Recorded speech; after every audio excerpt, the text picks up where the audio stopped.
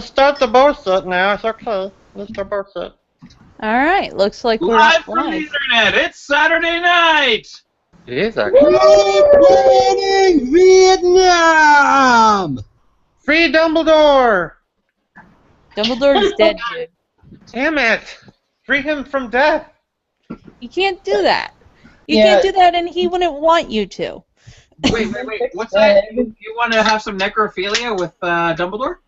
No. No. I thought we were going to talk about Fantastic Four. How did we get so off track so quickly? I don't know. Wait, Fantastic Four? I think we can all agree that it needs to go back into the hands of Marvel. Like seriously. Yeah. Yeah, sorry, Fox, you done fucked. The major problem with the movie was the fact that, and I haven't seen it obviously because I'm not going to waste money on it. The major problem was Fox was like, we need to make another one, but we need to reboot, and then they got somebody like Josh Trank, who was clearly not prepared for a big movie like that. You are not prepared! And I'm not just talking about like in terms of skills or whatever, but in terms psychologically, because he clearly, this guy apparently was accused of being like mean to like the actors and the crew, and there were times where apparently he couldn't even like explain his directions properly, so he had to have other people help him, like Simon Kinberg, who also co-wrote the last X-Men movie. He also co-wrote the third X-Men movie, and now he's in charge of tons of stuff. He's like working on Star Wars movies too. Anyways, so he actually co-wrote Fantastic Four as well, but he had to be there on set to help because Josh Trank was not prepared for it, and that took away from Kinberg's time on the set of the new X-Men movie, which in my opinion looks terrible. I mean, the previous X-Men movie didn't look terrible, but this one does. Like visually, it just looks stupid. Anyways, so he wasn't prepared for it. Like there were claims that he destroyed sets, but in reality, he had dogs that were in like the rented place where he was staying when they were filming, and his dogs destroyed the place. But there are people claiming that maybe he just did it because he was so mad. Well, it's your damn fault, you know. Yeah, and there are people saying like, "Oh, I feel bad for Josh Trank," and I'm like, why? Fox wanted the movie not to be terrible, and it sounds like this guy didn't even know what he was doing. It's a bit strange that the only good Fantastic Four film was the one that the studios decided to not release. That was actually made literally just because they needed to, and they weren't ever going to release it. The Roger Corman version actually wound up being decent. Well, can I ask go ahead. Okay, superhero movies, just by their nature, need to have a certain balance. It's a very hard thing to make a superhero movie that's, you know, impressive, going to leave a mark, the kind of stuff that you really want to do. Who's Josh Trank? What has he done before? He did the movie Chronicle, which was like a found footage film, but it was like actually pretty cool. There are people who will say it's not that great, but it was pretty good. These characters get superpowers, and they use a camera, and basically they float the camera around because of their powers. Oh. But it was pretty cool. So was it an indie film or what? It was actually with Fox. So Fox did have a relationship with him. But apparently the screenwriter, Max Landis, of Chronicle, he came out and said that the Chronicle was a massive fluke because they pretty much had complete creative control. The movie wouldn't have gotten made if Fox had actually had like other movies that they had to fill in that spot, but they didn't, and so they're like, okay, well we'll do Chronicle, and they basically just didn't interfere at all. And so that's the complete opposite of the Fantastic Four movie. Fox obviously was putting a lot of money into it. Chronicle was cheap. They were putting a lot of money into the movie. They wanted to get back the investment. They also had already planned for 2 sequels. That's not going to happen anymore. And so they were going to interfere, especially when they saw that Josh Trank apparently didn't really know what he was doing, and apparently he just was not a good fit for it. But it's not like they're going to... I don't know really what was going on per se, but it sounds like the studio was worried about the movie not making money. And I think that they have every right to want to try to guarantee that the movie will make money. I don't care if if they made a bunch of bad decisions, they wanted the movie to make money, and they thought, based on experience and stuff, that the decisions they made would help the movie make money. And the movie that Josh Trank apparently wanted to make sounds like really boring. So I don't know. All right. Anyone else got any opinions? I don't know. Anyone who's actually seen the movie? Did any of us see it? I don't think anyone else It has just came actually out seen yesterday. it. But Why bother actually watching the movie before you criticize it? I know, right? All right.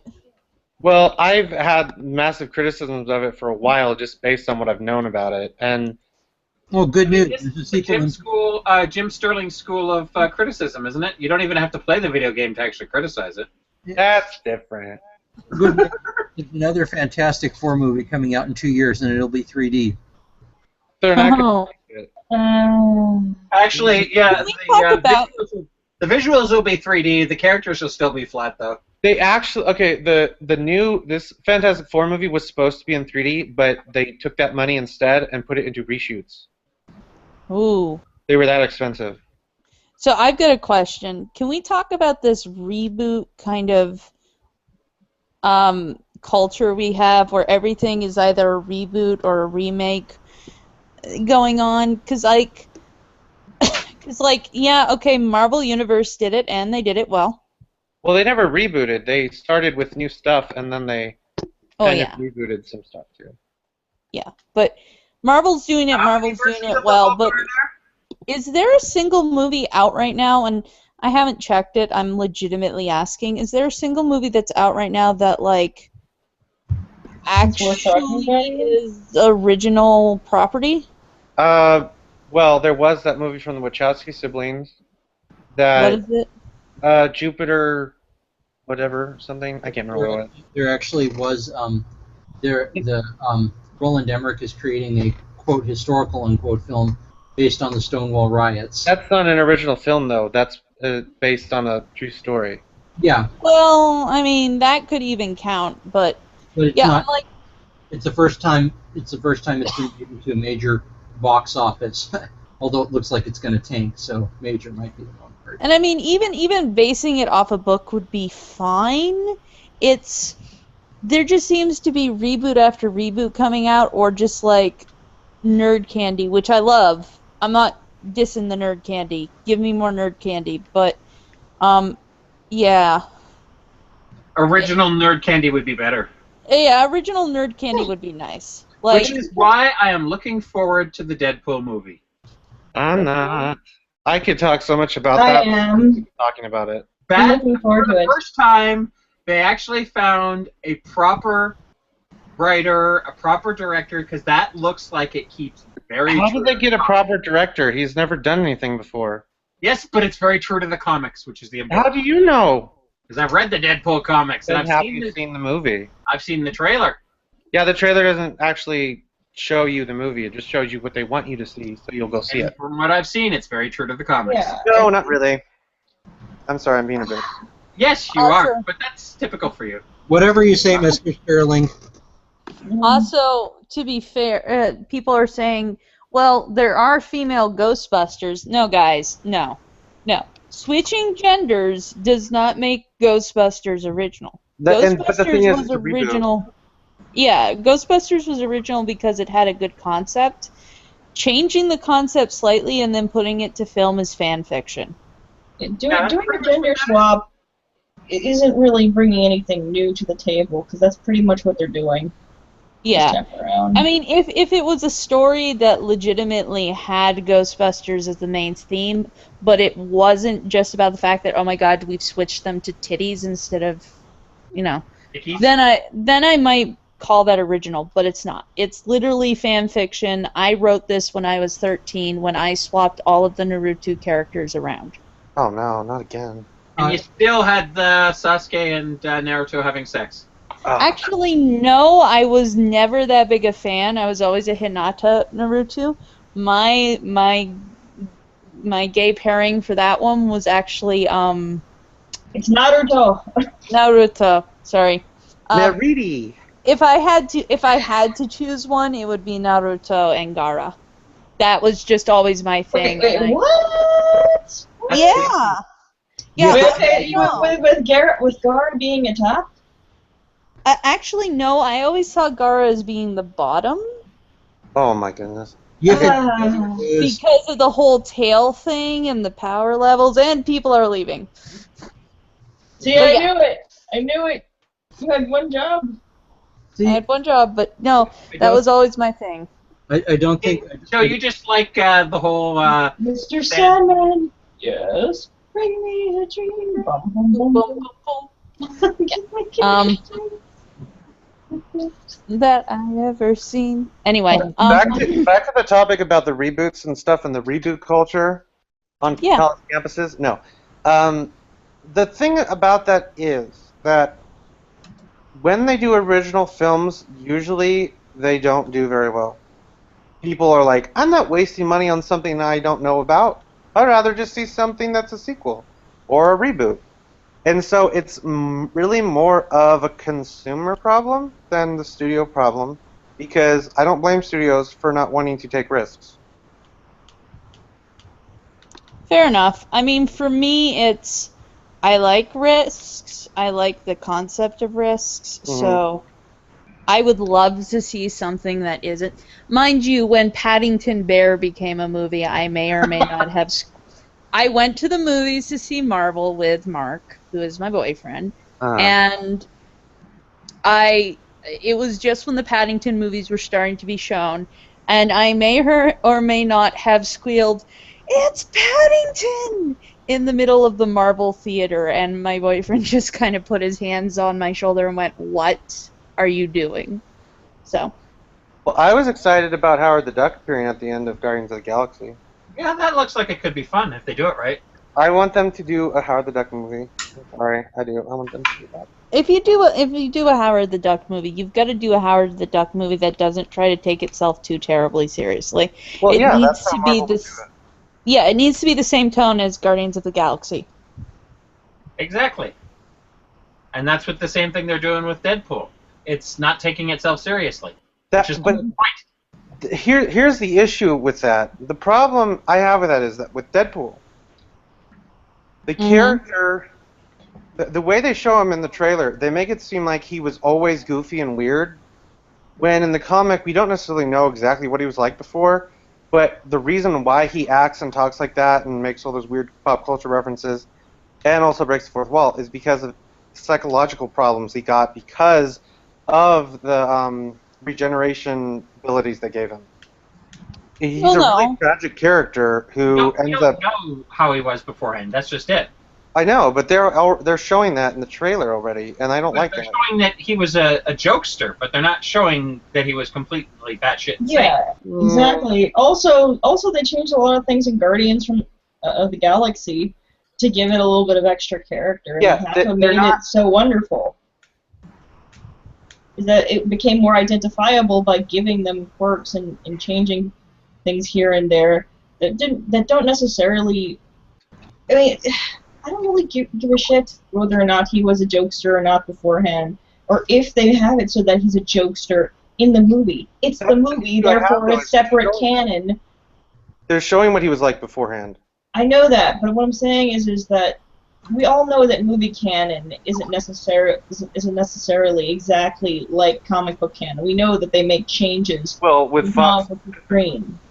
We know that, and when it comes down to people making changes and stuff like that, there's stuff that you can bitch about because it's major, and stuff that doesn't really fucking matter. And regardless of whether or not his jokes are before, we know he's not batshit insane. well, he kind of seemed exactly the same with the way he acted and what they showed at the beginning and later on. You haven't even seen the film yet. I saw the trailer, and people are saying that the movie's good based on the trailer, and I'm saying I don't like what the trailer's showing because it doesn't look like it's going to be a good movie. It's not just that, though, because first-time director, and Fox is known for getting first-time directors and making them do things and using them as a puppet or changing things. And I mean, we just Also, before the exact same thing happened, pretty much. just want to point out that D-Grok says, Henry Ford, if I had asked people what they wanted, they would have said faster horses. The reason I'm mentioning it now is, I don't know. I'm willing to give Deadpool's changes a chance, but I'm with Otter. I mean, the whole point of Deadpool was he's tragic because of his insanity. Even though his insanity makes us laugh, it's supposed to kind of make you feel like a bad person for laughing at him until you realize he's so insane he's laughing with you. So I can see where Otter's coming from, but Otter, I think we should give it a chance. Well, at the very that's worst. fine. I'm not going to give it a chance because I don't like what Fox is doing. But I'm not going to tell people not to give it a chance if they want to. But I would like people who want it to be enjoyable for them to enjoy it. And the best way is to expect it not to be very good. Then you can enjoy it no matter what. So low expectations. Yes. I don't like it. surprises. Like, I don't want people to be like, it's going to be so good, and then they see it and they're like, that was terrible. I would rather them kind of enjoy it on some level. I have to do that a lot with certain stuff. Well, I think at the worst it's going to be Rocky Horror level enjoyment, if anything. Another issue I have with it, though, is the fact that it's part of the X-Men movies somehow. But Yeah, well, rated R that's for some reason.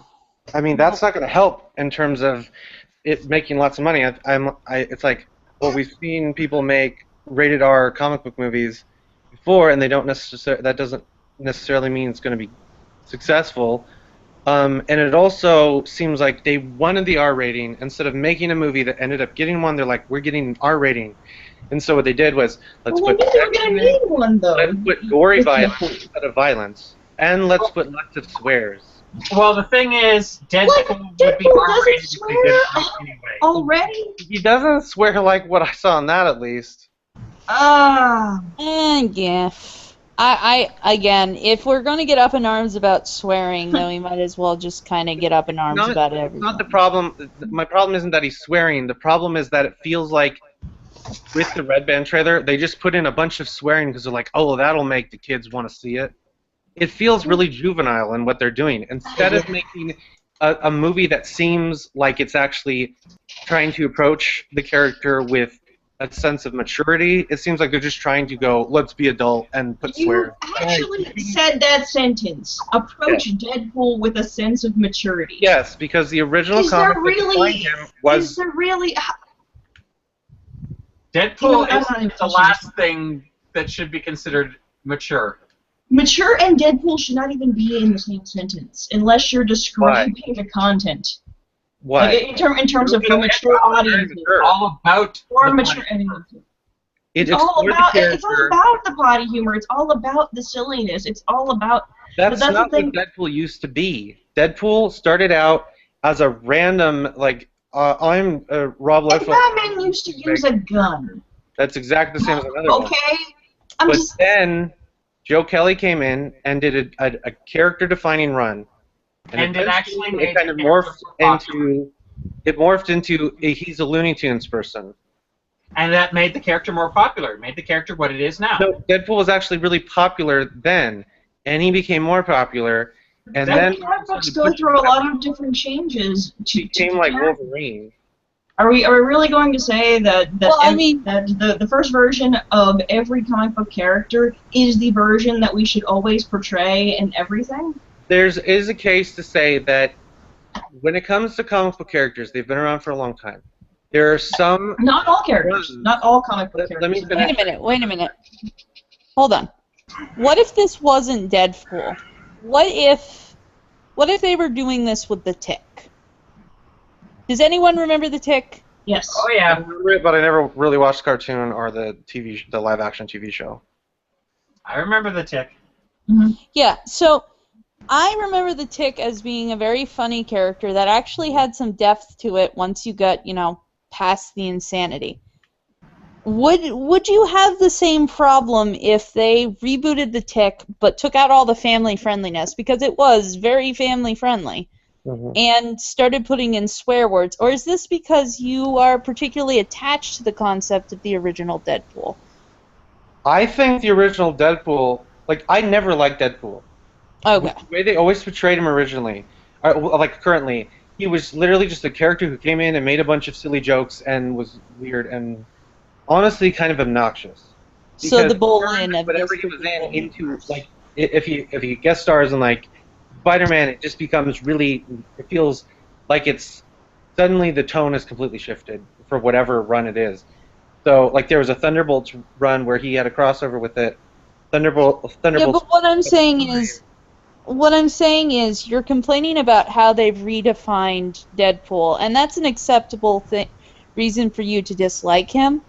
But would you be feeling this way if it were another character? Are you particularly attached to Deadpool in the Well, original form? well, to finish explaining, I liked okay, I didn't like Deadpool with the way he is now.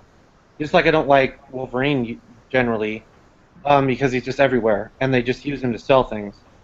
But then I Oh actually yeah. got the big omnibus of Joe Kelly's run, Mhm. and I kind of fell in love with the character because he approached the character in a very mature way, where he explored what it was like, what would it be like for somebody who was clearly insane, and who was like went through all the kind of stuff that Wolverine did, but was ended up going insane because of it, and who wanted to Mhm. not be this guy who just went around and murdered people, who wanted to be a hero, but he couldn't seem to be a hero. Yeah. And the way he is now, it's just he's a joke. He goes around and makes the funnies and the kills the peoples. I mean, when they did it, the latest run where they went to a #1 issue again, like the first story arc, I read it. It was better than what I know of what Daniel Way wrote, but literally there's a evil sorcerer who's bringing back a presidents and making them into zombies, and it was really Okay. weird. It was kind of funny, but it was just really goofy. It's like, what is this? This is not Deadpool. Well, It's like a parody Deadpool. of Deadpool. Yeah, Deadpool was originally tragic. We've established this, and you didn't like the tonal shift. But what I'm saying is, some people enjoy Deadpool simply because the tonal shift happened. I mean, it's not impossible for, it's not impossible for you to set aside that, yes, we understand you didn't like the tonal shift, but maybe Deadpool being immature is part of the charm for other people, right? Well, I never thought he was mature. I thought the storytelling and what was being done with him was mature. Okay. He was immature, obviously. He was almost like a child and that's why, like, with now, it's like he's not a child. He's just a cartoon character, Fair enough. and I feel like Anyway. that's really disrespectful to the character and to Joe Kelly's character-defining run, which ended up giving us Deadpool and actually making him into something besides a really terrible artist's uh, attempt Yeah. to recreate a DC character. Yeah, well, life fell aside. I think again we should give it a chance, and I personally I'm excited for it. Okay. What other movies are coming out, you guys? Huh. Man from Uncle. Oh, Yeah. Has anyone saw that and gone like, "Oh, it's James Bond, but for this day and age." Well, Okay. The what now? it was Man actually from Uncle. wasn't I it didn't the hear what you original? said. What did you say that for? The Man from Uncle. It's actually based on an old TV show. Oh, I It haven't was seen a that. TV show or something. Somehow, wasn't it connected to the guy who created James Bond? Not sure. I think it was. Possibly. Isn't Archer like for like James Bond for a day and age? But like a full blown parody of pretty much everything involved with the spy genre. I don't know. I never watched it. Archer is great. Oh, Archer? Yes. That's more like Arrested Development, but if it was spies. Well, I haven't seen Arrested Development, so honestly. Why not? It's crazy. Eh. At least see the first 3 seasons. Like, the fourth season is debatable. I don't know. And then they're supposedly going to be doing a fifth one somehow. I don't know. If I have the desire to watch yet another, I don't know. It's a cartoon and they do all kinds of fun stuff. And wait, okay. So wait, is everybody fucking everybody in Arrested Development, or No, they're or, all family members. or selling cocaine, or No. What? or What are we talking about? Okay. Archer. No, Archer. The main difference between them is that they're spies in Archer and they're doing weird drugs and stuff. In Arrested Development, some of them do drugs, but it's the whole idea of how they're massively dysfunctional and they all act like children, like adult children, big giant baby culture children. So are they acting like feminists? Sort of, except Well, the whole point of Archer is that here you have a man who is surprisingly functional despite being incredibly dysfunctional by every person's definition. By all means, he should be like falling apart, but for some reason he manages to just win at fucking everything despite being so fucked up. That is fair enough. All right, so questions. Has anyone heard of Trump? Oh, Trumpy, Trump. I've gotten wind of I've a heard little of bit him. of it. He's amusing. I'll give him that. Apparently he Very amusing. pissed off Megyn Kelly, and now he's not allowed to come back to the GOP thing. Yeah, he. Okay, he did something I would do, which is funny in its own way. But basically, he went, oh yeah, you could see the blood coming out of her ears, coming out of her whatever. And what he meant was, coming out of her nose, because she was widely off topic and blah blah blah, or at least that's what he's saying. Well, because Megyn Kelly is a female, everyone assumed the exact opposite, because nobody in this universe apparently cannot have a dirty mind. So everyone took it as an insult to Megyn Kelly as a woman, and he tried to respond, well, because no, I meant her nose. Pointed out that she fucking menstruates? Yeah, but essentially. wasn't it because she tried to get him to respond to her question about well, you make lots of sexist comments. Yeah, I think that is it. Like, she was trying to character assassinate him, which admittedly, this is Donald Trump. Let me put it forward that I am not particularly a Trump supporter, nor particularly do I care to be believed. I mean, it's funny that he gives zero cares to what other people think, but I don't want him as president. That being said, the guy did not insult her by pointing out that women menstruate and that there may be blood coming out of whatever, because it's not that big a secret, guys. Wait, is this kind of like how people tried to say that he said all Mexicans are rapists when he actually said illegal immigrants are entering the country and raping and murdering people, which is a true thing that happens?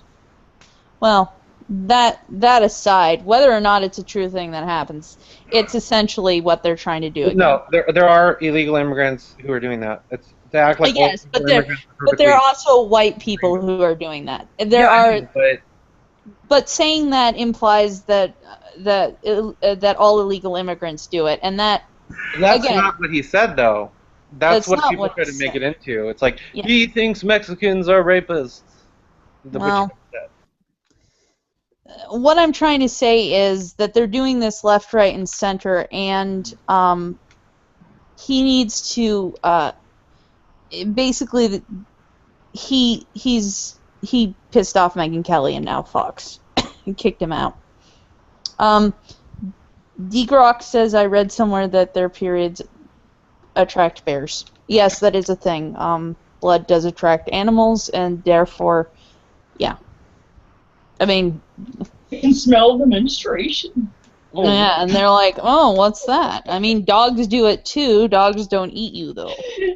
Generally. You do realize you are either intentionally or unintentionally making an Anchorman reference. It depends on whether or not the dog is hungry enough. True. And yes, I'm unintentionally making it because, shock of all shocks, I never watched Anchorman, and I have, no interest in it. I can't stand it. I know it's horrible. People have told me I'm just this horrible person, but I have zero interest in it. The first movie is actually really good. It was funny. I don't doubt it's really good. Especially when Rick Tamlin like kills that guy with a trident. Interesting. And that was yes. And a stick of I dynamite. guess I've essentially taken Will Ferrell off my list because it was the Elf movies that made me go, oh. It was one Elf movie. There's only one. That's all there were. That's all there needed. That's all I needed. Animation Christmas spinoff. Yeah, there is a stop animation motion Christmas spinoff, and I did watch it, and it's not very good. So I kind of went, okay. It's him and Adam Sandler. Like, Hotel Transylvania looked interesting until I realized I would have to listen actually, Hotel Transylvania was actually not a bad movie. I went in thinking it was going to be complete shit. Why? And I ended up watching it. It was actually good. Yeah. It was actually good. Well, why did you think it was going to be bad? Because fucking Adam Sandler. Adam Sandler has, like, one movie in him that he just kind of rehashes constantly. Yeah, and it's the movie of the loner who is pushed out for one reason or another, in this case, Vampire Dad. And, you know, Vampire Dad being left by his daughter, that sort of thing. Actually, that's not what happens in the movie at all. Yeah. I know, and the second one is coming out, and I think that's actually his movie. But what I'm trying to say is Adam Sandler has one movie in him, and while I enjoyed, like, Little Nicky and Happy Gilmore, The Wedding Singer was actually pretty good. Okay, I don't know. The thing about the Hotel Transylvania is just because it's does not mean it's an Adam Sandler movie. If it was actually produced by his company or whatever, I might like give. Yeah, it wasn't as Adam Sandler as most Adam Sandler. It was a Sony Pictures animation movie directed by Jendi Tartovsky, one of the best animators currently around, I guess. Yeah, and actually the story is actually about a man who actually had a happy family and everything like that, and what ends up happening is that... Don't spoil it. I might actually go watch it now. Well, basically, it's about a dad who had to raise his kid all by himself, and now he wants to protect her from the outside world and stuff. He's like basically playing the overprotective dad. But that's generally the thing, is that despite his efforts, his daughter is still going to be who she is, and that's basically the gist of the movie. Okay. And I mean, to be honest, the reason I avoided it was I would have to listen to Adam Sandler do a horrible Transylvanian accent for God knows how long. But if you if you don't like Adam Sandler, the movie should not really bother you that much, because it doesn't sound like Adam Sandler. It sounds like Adam Sandler being a voice actor, and he wasn't that bad. Yeah, it's actually not as Adam Sandler as most movies of his. And it does a lot of nods to the old school monster movies. So and it has some sort of Looney Tunes-ish feel to it, too. I don't know. If you guys are suggesting it, I will watch the movie. I feel weird that I actually liked it, because the whole concept of it sounded stupid. The only reason I watched it was because of the director. But then I came away liking it. Yeah, I mean, I didn't expect to like it either. I'm willing to watch it, but that was the main reason I avoided it. Was like I don't know. After Little Nicky, Adam Sandler stopped being a thing for me, and his voice got annoying and grating. I didn't not like 50 First Dates. That was pretty good. A lot of the other movies were complete shit. So, 50 First Dates emotionally wrecked me, so I can't say it was a bad movie. It was just not one I ever want to watch again. I like Mr. Deeds, but that was because Winona Ryder was in it, and she didn't steal from any shops. Yeah. I made a joke about her. Mr. Deeds was kind of painful to watch. But Winona Ryder was in it, and she's adorable. Yeah, but I've been liking Winona Ryder I don't know. ever since I found out she was a thief. Like, it kind of fucks with you, you know? Click looked interesting to the point where I wanted to watch it, and then someone just was like, oh yeah, he dies at the end, old and broken. And I'm like, no, that's not what happens. Oh my god. That's the reason why I didn't like it, because it had a little sort of something happen that... It's an old movie. The reset button was clicked at the end. I didn't like The it. reset button got clicked at the end, so he went back in time. Yeah, it was all a dream. It was all no, it was Oh. all just to teach him a lesson No, it about his life, to help him to reassess it, like all the shit that was going on in his life, and he didn't. Basically, it was teaching him a lesson that he was thinking, I want to be able to fast forward my life to the good stuff, and in doing so, it put everything else even further on autopilot, and he found that he had just been putting everything on hold and making excuses for the things he wasn't doing. And so he realized that being successful wasn't the most important thing. The most important thing was to value his family and the important things in life because they're so fleeting. Well, I got ruined on that one because basically the person told me, yeah, he dies at the end, and I'm like, they well, lied to you. yeah, they lied to me, so I don't know. I'll watch it, but I'm more likely to go hunt down Transylvania and sit marked down in front of it and watch it than I am to Hotel watch Click, Transylvania, because The Hotel Transylvania is surprisingly really good. Like, Yeah. obviously, it had a good director, but it's like you never really know. I mean, it just the plot is stupid in terms of well, the general concept. I don't know. Like a hotel for monsters. What? If I ever wrote a movie, like honest to God, wrote a movie, I'd probably write like, I don't know. I'd probably write something that sounded stupid on paper, but then I'd use cinematography to the best of my abilities. So you'd be the writer-director? Yeah, I'd be the writer-director. Because I have an image in my head, so I'll give stupid plots a go. I'll watch them even though the plot sounds stupid, because I know that a good cinematography can invoke emotions even out of the dumbest of plots. Well, I mean, here's the problem though with that. If it's a good script that is really silly, that's one thing. But if it's a bad script with a bad story, a director cannot. A director might be able to make something that doesn't make you want to tear your eyes out, but in the end, you'll want to tear your heart out. Mm-hmm. I don't know. But yeah, like I used to have this argument with my brother all the time. You need a good script in order to have a good movie. If you have a bad script, but the movie's nice looking, you can have a barely okay movie. I don't know. But scripts are really important, and a lot of people don't realize that. There's like a good director will fix everything. Not really. Not really. You have to have a So, did you guys know that air conditioning's racist? No, not racist, sexist? I thought it was Oh racist. yeah, I heard about this. No, not racist, sexist. Sorry. Yeah, it's It's sexist. both. It's Oh my sexist God. because women have more choices for clothing. Well, and maybe we should just get like Elsa from Frozen to be the one who just keeps things cool in the office, and then they can't bitch about it. No, everyone would just call her a misogynist for making it so cold. Yeah, she No, has no, internalized soggy knees. But they can't call her a misogynist since it's being decided entirely by a woman. Yeah. But she's Yeah, got you can internalized soggy internalize. knees, Rachel. If a woman does something that another woman doesn't like, that original woman is a misogynist. Yeah, it's internalized soggy knees.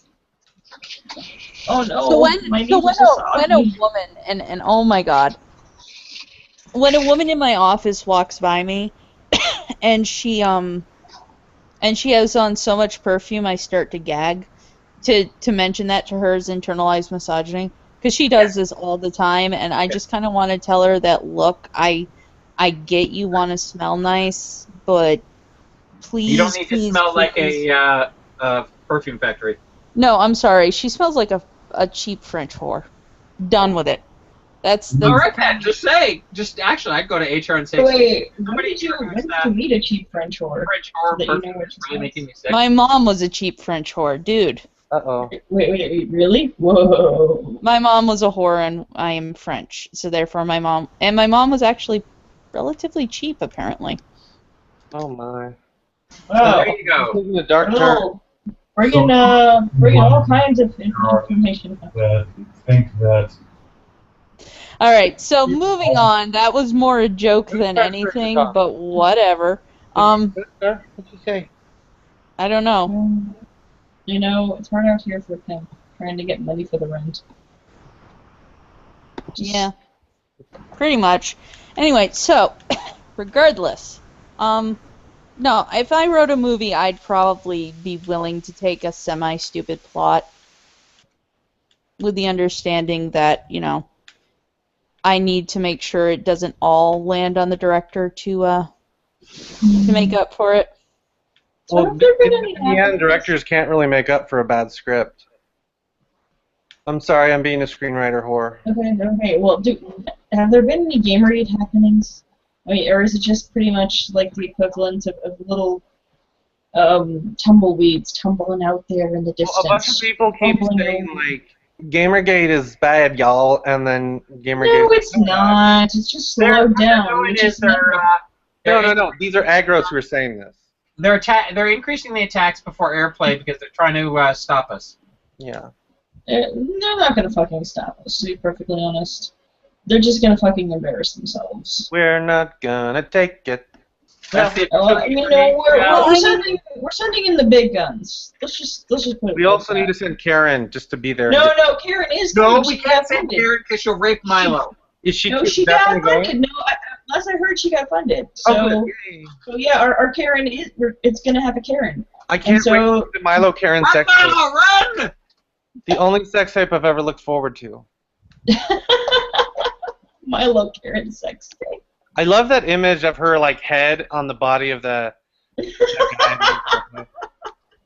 No, that's why Allison asked for that picture. Because I was wondering why she asked for that randomly in that one Skype. Like what? And she was saying like basically Milo could turn her over and call her Kevin. And so no, but that's fair. She likes it in the butt. No, she's told me this. It's public knowledge. She's gonna rape Milo. Yeah. I don't know. Like, you can't really rape Tumblelinas have been out in force, citing the hell out of Rational Wiki, Futurella, and Gazi. Futrell. That's man boobs. Yeah, he's something. It's so sad. Just. I feel so sad for him because he's such an asshole. But he thinks he's like Mother Teresa. Yep. He's the Mother Teresa of assholes. But Mother Teresa was a massive asshole. Not necessarily. Yes, she was. That scene in Naked Gun 3 where there's the Mother Teresa musical and she's like kicking kids' crutches and stuff, that's not accurate. No, that's not what I was saying. Is that she was kind of like a messed up person. Like, I don't know.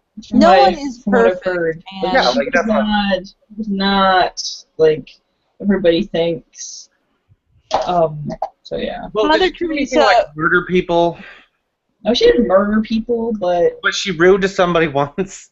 No, it was a lot of the money that she received that was supposed to go to help the poor ended up going directly into her nunnery, her organization, instead of going to actually help the poor and stuff like that. And they actually, on purpose, kept the areas, these facilities, like very, very poor, so that they could identify with their suffering. That's weird. I knew it was. But was really that bizarre. all her? She said, "Let's." Yeah, it was. It was her, and So also she was in charge of all of that. yes. Also, there was the policy is really weird. Basically, you would have a bed in one of these the houses for I think the dying or something like that, or the sick. I can't remember what it was called. But basically, you couldn't move around anywhere or anything. You just had to lay in the bed, or they would give it to somebody else. That kind of makes sense. No, you understand. You're dying, basically, so you don't get to have any kind of wonderful last days on the planet. you have to lay there in the fucking bed And die? around surrounded by a whole bunch of other people that are dying horribly as well. So I mean, You could just go die in the woods. I don't know. Like I've never really read anything about this, so I'm not like clued in on all of this. But okay, whatever. yeah. I don't necessarily like. I'm not Catholic, so I'm not like Mother Teresa was awesome. But yeah, I don't know. Where do bears poop in the woods? On Mother Everywhere. Teresa's grave. Everywhere they poop. They poop everywhere. They damn well please. No, they go into and probably next to a menstruating woman if the menstruation takes place. And all the menstruating women go and menstruate near Mother Teresa's grave where the bears poop. Has anyone ever considered the modern art music Wow, modern art scene? movement? Yeah. No, Yes. that's bad. I have considered it, and I find it to be bullshit for the most part. Yeah, I saw something this week that made me think, and I'm not even remembering where I saw it. Modern art is a movement, kind of like a bowel movement.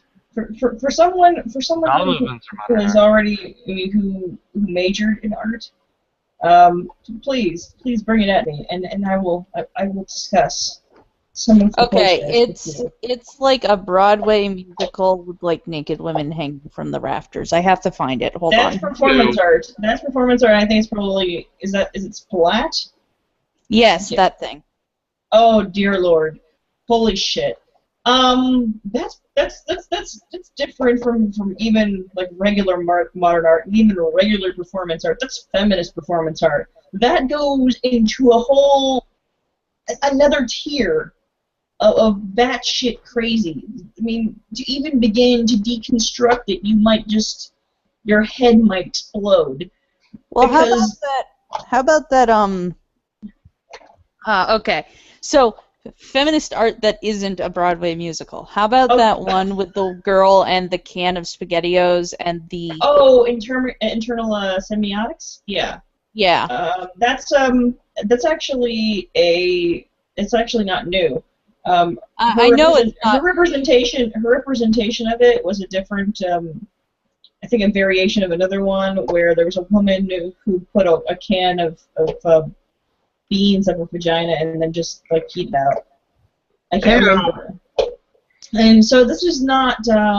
It's not new. It's just they're gotten to the point where they're just fucking imitating other feminist crazy. Art. They're rehashing crazy feminist art. So they'll do things like shove a paint egg up their vagina and then just like release it onto a canvas or put a whole bunch. And if you think about it, it all kind of amounts to either painting vaginas, doing just really crazy stuff that makes no sense, or shoving things up their vaginas. And so, or painting things with stuff coming out of their vagina. So it's all kind of a rehash of the same bullshit again and again.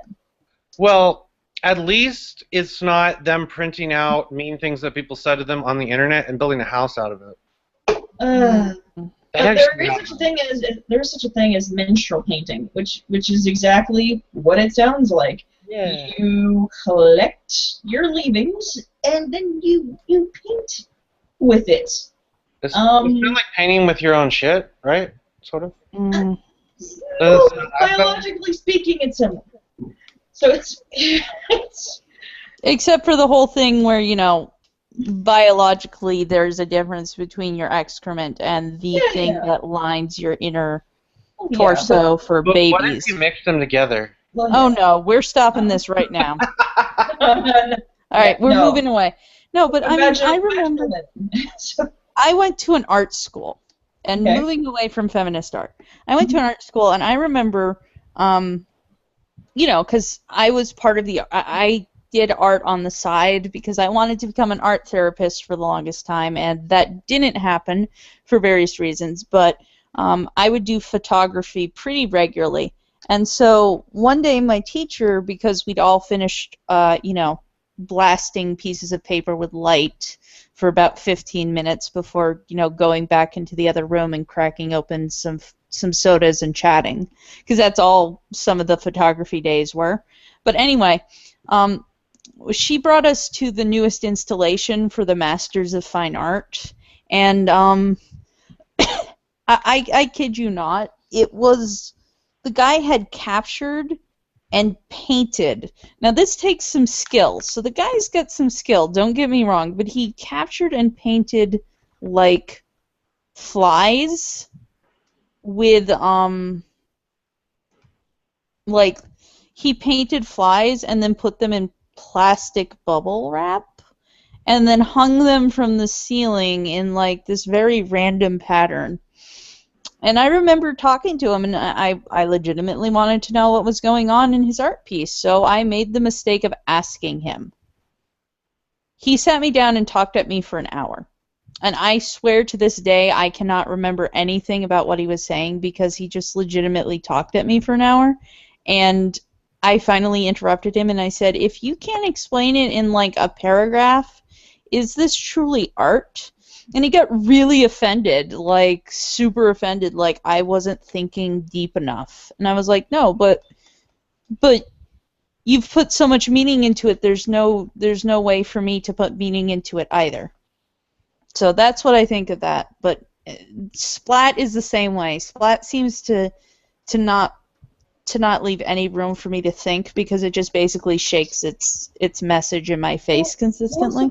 That's the problem with feminist artwork and just modern artwork in general, especially when it's to do with intersectionality or any of the social justice politics, because the meaning of the art is already predetermined and they already expect you to come to the exact same conclusion. You're not allowed. It's not a situation where it's put up to interpretation, where you're just allowed to figure out for yourself what it means. It's already predetermined. You're only allowed to have this one particular interpretation of it, and if you haven't come to that conclusion, they get upset. For example, it doesn't even stop with movies and things like that, especially when they're of a social justice nature. Like, I criticized a movie based on its trailer because I was making some predictions. And you mean that one about that crazy woman? Yeah, and her boyfriend showed up in the fucking comments section and started telling me that I was a bad writer. What is and that I had no wait, and then I was totally 100% wrong about the art piece, and that just everything you can think of. And then the moment I told him that, like, his very act of coming here meant that he didn't believe that his girlfriend was strong enough to handle criticism, he fucking disappeared and deleted fucking everything. What is the movie called? Felt? Yeah. Okay. I shit you not, but we still have records of it. And stuff like that. I still have screenshots of everything from the back end of the website because he doesn't realize that when he deletes fucking everything, we still have a record of it in the back of the website. And so just it's crazy because basically he started calling me, like, just, basically saying a whole bunch of shit, talking a whole bunch of smack because I had the audacity to have an opinion about the piece that wasn't the predetermined opinion. All right. Well, I'm going back to this because a review for that movie on IMDb. The review is titled "Tumblr the Movie: Grand Illusion of a Rape Culture by a Pathological Screw-Up." Should I read the review? Well, I actually want to review the movie, but the problem is I haven't been able to torrent it or anything because they don't really want to pay for this thing, and to even be able to watch it or rent it, I think they want me to pay like something like $5-7 or something to rent it for 3 days. I'm like, no, fuck you. Okay, but the reason I bring this up is I had a discussion with a close friend who is a feminist who thinks that the Fallout 4 game, because this is going back to Gamergate, just want to point out, Fallout 4 game, sexist. Super duper sexist. I want you guys to guess why she thinks it's super duper sexist. Anita! Because you can not play Anita. Believe it or not, she's not a fan of Anita.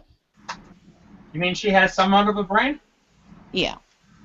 Okay, but is it because you can play as a male character? No. No, interestingly enough, it's not. Have to repopulate the Earth? No, that's not it. I mean, this. When I tell you, you will laugh. Okay. Tell us. I want to laugh. All Do right. it! Do it now! Ready? Who here's a Fallout fan? I'm not. Apparently, Whoa. Dark guitar is. Certainly is. Okay, so you know Dogmeat, the beloved character from like the very first Fallout game, always been kind of a thing. The doggy. No. Yeah, the dog has a gender, And it's a male. and it's a male. Oh, So- that's So terrible. because you cannot change the dog's gender to female, I totally understand. That game is just filthy misogyny. so this came out. There's a couple of other things, but she thinks it's misogynist because you cannot change the dog's gender to female. Wait, so hating female animals, that makes you a misogynist? Not I'm not saying that that's what the game is doing. Yeah, that makes it a misogynist because intersectionality Includes animals. with animals. And I'm just like, but that makes 0 sense. And she's like, no, it makes perfect sense because if they truly had equality, you could choose whether you wanted to be with a male dog. And she goes into this whole thing about how all male dogs are rapists, and I'm just like, okay. Wait, did she say if you wanted to, you could choose to have sex with a male dog? No. I wasn't understand. No, that's... What? I'm She's sorry, nowhere I near misheard. The All penis right. is too oppressive on that dog. I mean, it just has to go away. No, she said something like male dogs never ask for permission before they mate, and that makes them rapists. And I'm like sitting there going, but the girl dog doesn't have to sit there and take it. The girl dog can bite him. They do frequently if they don't want them anywhere near her. Yep. And so feminism. yeah, so I was like, Let me okay, read that review for that movie, though. It's go like for it. Okay, let's see. Tumblr the movie. Grand delusion of a rape culture by a pathological screw-up. Well, 1 star out of, 10. The girl in the story suffers from abject self-loathing, where her reparative superpower response is penis envy. She feels the need to be what she desires, a man, and hence the penis dress-up. Reeks of narcissism, too. And what remains? A will to dominate over her self-loathing by bringing a man down to her level, by dressing him up as a woman and endorsing him, her, as a lover. A sick power fantasy, it seems to me. Add to that the action she using the scissors, indicating her desire to cut out the object of her envy from other men. And seriously, to call this feminist reinforces, rightfully so, the notion that feminism is indeed a sick ideology. While the hipster reviewers harp on about its greatness, its boring second half becomes a terrible bore. Add to that the nonsensical preachings of a mythical rape culture that does not exist in the Western world. That movie sounds amazing. Let's all go see it. Yeah. You know what? It sounds exactly about what I expected. It actually sounds like it'll be better though than the Suffragette movie, where they are just making up stuff. Yeah. Well, of course they have to make stuff up, because if they actually told the truth, then nobody would like them anymore. I'm really starting to think that Hollywood has been planning out a lot of this shit, because if you think about it, the Suffragette movie, they wanted it to come out definitely before, during the election season. Mm-hmm. They certainly wanted to fucking do that, because they knew that once they would probably try and elevate Hillary Clinton as a candidate. They knew this shit.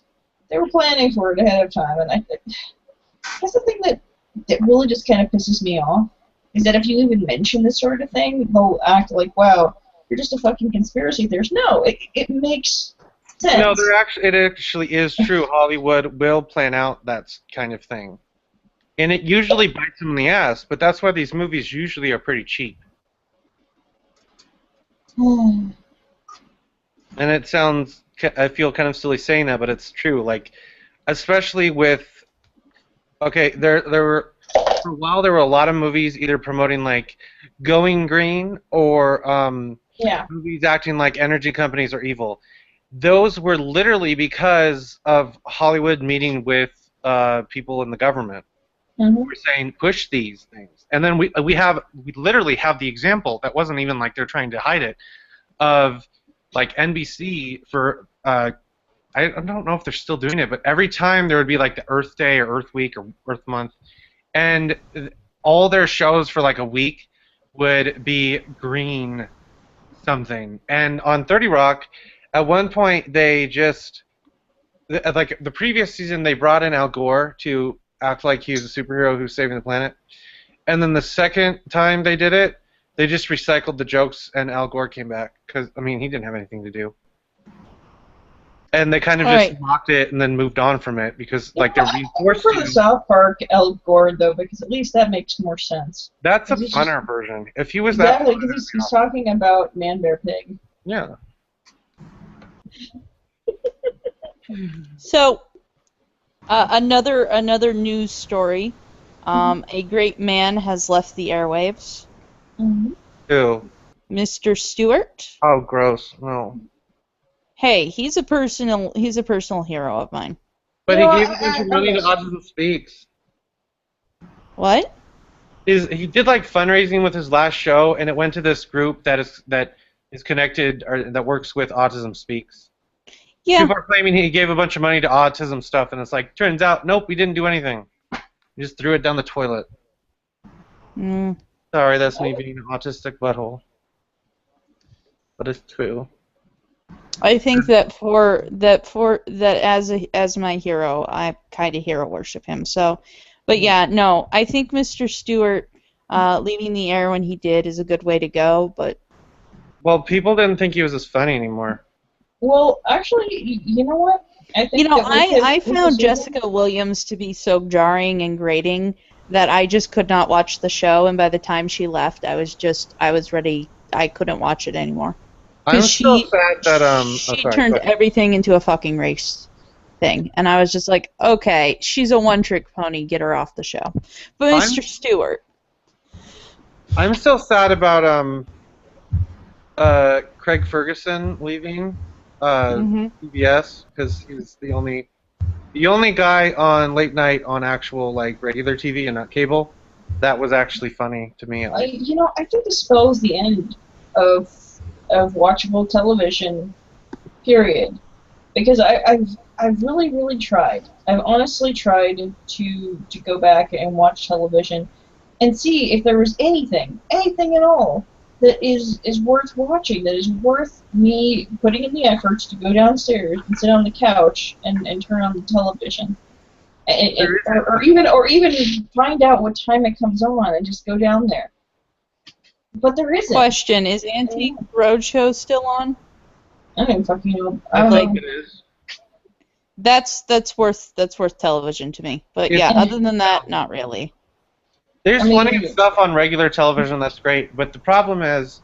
But name one. People have been trained, especially our generations, have been trained to expect to get things when you want it, and not have to wait for it to come on TV. No, it's not even that. Yeah. No. It used to be that when something wasn't on television, there would be something else that was decent on, and then you would watch that while you waited for the other thing to come on. But now there isn't anything really great. Like even the documentaries channels, they don't fucking run documentaries anymore. They run like different flavors of reality television.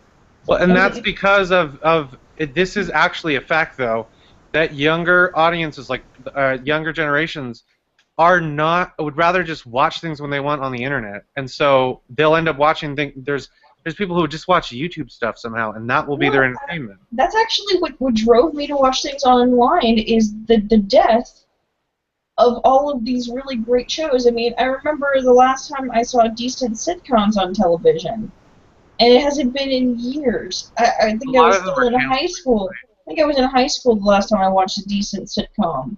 Or When had you, the when you say sitcom, do you mean the ones where they film with multiple cameras, or well, maybe they For from the lives their they're in. situational comedies, though. Exactly. okay, That's 'cause what that it's. stuff, all the stuff on CBS, that's old garbage, and it's cheap to make, and people for some reason watch Okay, it. do you remember TGIF in the 90s? Yes, and the Yeah, there would be TGIF, and there would be all these really cool things. Like, you would have, there would be Boy Meets World, there'd be Sabrina the Teenage Witch, there'd be, like, Clueless, and then there'd be, like, whatever other thing that they had come up with to watch on television at the time. But the thing is that the lineup was really, really great, and you wanted to watch it. There was, like, Teen Angel, just all these different things. And it was lined up. It was perfect at the time. It was perfect marketing because you knew that the teens would all come to watch at that particular time of night. And then it was great. And now people don't do things like that anymore, where they try and meet a specific demographic. I don't know. They don't make the effort anymore. People try to make things as cheaply as humanly possible. well, that's not exactly true, but it's generally mostly true, especially CBS. We're talking on basic cable though. All the really great stuff though is on the paid channels. Where they film. Now, I have to say What are we hearing in something. the background? Oh yeah, they have the lives they're in. Situational comedies, though. Exactly. That's what. All the stuff on CBS, that's old garbage, and it's cheap. Ooh, I'm hearing myself. Darkstar, mute Yeah. yourself. Darstar has us running in the background. Look, I think that cable is kind of slowly becoming a dying art. Okay, Yeah. it's Cable is dead. Long live Netflix. not exactly, but it's not because we're losing the ability to watch something. It's because the format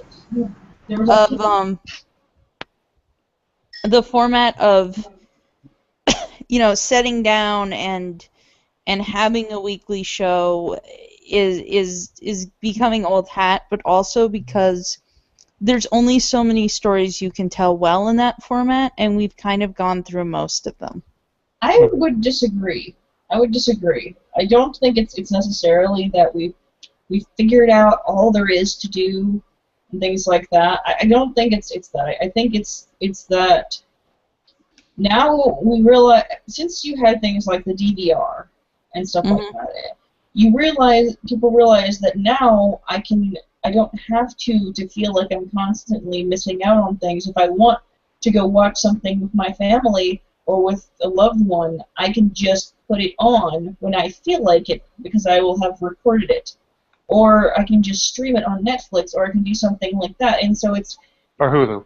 It's putting things on your time, and so it becomes more convenient to do it this way. And for years, the cable companies, what they've done is they've done these package deals where you have to buy all of these channels. You have to pay for all of these channels every month, and you don't get to choose which channels you want. You don't get to do that at all. You have to have the package deal. And now, the result of the package deal is that it's fucking killing itself. Because if they got to choose which channels that they wanted, you would be able to see more support for shows that are really great. I think. If you got to choose what channels you wanted, MSNBC would not exist anymore. And that's a bad thing? No, I'm not. I'm saying that's a good thing. But that's the problem with the bundle deals and whatever, all the bundling, this garbage stuff. You're paying for channels and even programming to exist that you're not watching and barely anyone is. And when you get to do things like, I don't know, watch things over something like Hulu or Netflix or online, Amazon. What you're able to do then is you get to watch the channels the shows regardless of channel. Yeah. Channel doesn't fucking matter anymore. period. Well, with And- Hulu, they don't ever get CBS stuff because CBS is weird and strange. And so they just put a whole bunch of crap on television to fill the slots because according with their old technology and their old way of calculating ratings, all the shows that are really great don't show up as being high on ratings because people are watching them in different formats now. Mm-hmm. And so the thing that ends up getting the most ratings are the really, really dumb. Well, I have That's not heard 100% true. I've heard that Gravity Falls, which is a really great TV show, and if none of you have watched it, I swear to God, I watch it. I watch it. Yeah. Gravity Falls is actually not doing too well in the old metrics of Disney XD and the various other ways of measuring it, and that people are actually watching it on different formats. So even though it's, incredibly popular online among multiple places, because we don't want to buy Disney XD, it's not doing so well, and that's why it got moved off of the air and onto electronic formats by Disney. Am I wrong? Yeah, I mean, and that's what's going on right now, is that these people are finding that what makes more sense for them and their families is to watch things on their own time and be able to try out shows that are already there online, and they get to look at ratings from other people and stuff like that. It's a lot more helpful than just fucking buying a package deal. And I think eventually what they're going to find is that what they're going to have to do is they're going to have to do what they never wanted to do in the first place, which is let the customers decide what channels they want. Well, they're slowly trying things out. It's a lot fucking easier. It's a lot easier that way. I mean, if you think about it, it even makes sense for people with, like, really religious families, because then they get to choose which channels they even have access to. Mm-hmm. So there's no real, there's less need for something like parental controls overall, because then they know exactly what their kids are watching. It's like, well, if it's you know what I'm saying? Because they only know what they have access. They already know what they have access to. But basically, the main problem with all of this, specifically with regular TV, not cable, is the Nielsen system is just garbage, and it doesn't even like count anybody unless they have a Nielsen box, which then they use the Nielsen box people and they go, well, these people can't cover these people who we don't know what they're watching, and blah blah blah. They refuse to change it. They've added Twitter somehow to that. If people are talking about a show on Twitter a lot, that somehow gets put into it, which doesn't even make any sense. Does anyone? How old is everyone in this room? I am 28. And Okay. sorry, no, 28. Sorry, 29. I forgot. Like recent birthday. Maybe you might remember this. I don't think 40. you will. 40? 40. Seriously? You Yes. might not. Neff, you might not remember this because you're too old for it. Otter, how old are you? 27. Okay, you might remember this. Does anyone remember MTV Fear? I avoided Also, I grew up in the Philippines, so I didn't have regular TV. I don't know if I remember that. Okay, it was cheesiest, and I'm using ta in the most important way possible here. The cheesiest of cheesiest, like, reality shows. This was just before reality TV became super popular and therefore overflooded the market. But basically, they locked a bunch of teenagers in what was supposed to be an abandoned building, and then they made things I move. remember that. Yeah, and it was a bunch of swearing, and that was legitimately the last, and it still is, because I will go back and rewatch these things ad nauseum. But that is literally the last show I watched where I would sneak down. That wasn't anime, but like sneak down into my living room at night and watch it at 6, 7 a.m. in the morning. And I miss that kind of show. I miss, like, getting up and sneaking past my roommates, or, my grandparents at the time, but sneaking past my grandparents for that show. So I really wish we could get that back. Well, I think what'll happen is if people start if people start being able to choose what exactly they get to watch, what'll end up happening is that it's going to fuck with the rating system. It really is, because the whole rating system is built on this idea of if you're broadcasting to a whole bunch of people the exact same thing, none of them really get to consent to all of these things, and so therefore you need to have these standards like, oh, you can't do that on television. But if everybody is choosing precisely what they want to watch, then it's already got consent built in. They get to choose what sort of But you can already choose what you watch. Well, what I'm saying is they get to choose the level of obscenity that they want to watch. So they don't have to have as strict guidelines or they'll fight it for a while. They still have the ratings so that people know what's in the programming. Well, yes, of course, but I'm saying they will fight it for a while, but eventually what's going to happen is they're going to have things that are going to get placed on these providers, these streaming providers, that that probably are going to blur the line between what you should be what you would have seen originally on television and. Well, let's be honest. The lines were not strictly enforced when most of us here were growing up. No. Well, people can get away with stuff sometimes, but there are things now. The way things are now on television, there are things that you could never do that got done when we were younger. Yeah, I would like to point to Animaniacs. When I was your age. Animaniacs, Ren and Stimpy, Rocko's Modern Life. Oh my gosh. Hey! I was around when Ren and Stimpy actually got banned here in Canada. I wanna make one of my favorite points here. The fingerprints joke from Animaniacs. Yeah. When you can look back on a joke from a cartoon and legitimately go, I get that now. That's a good cartoon. No. Fingerprints. No. The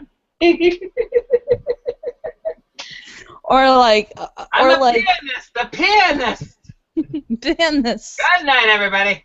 Good night, everybody. Yeah, there was.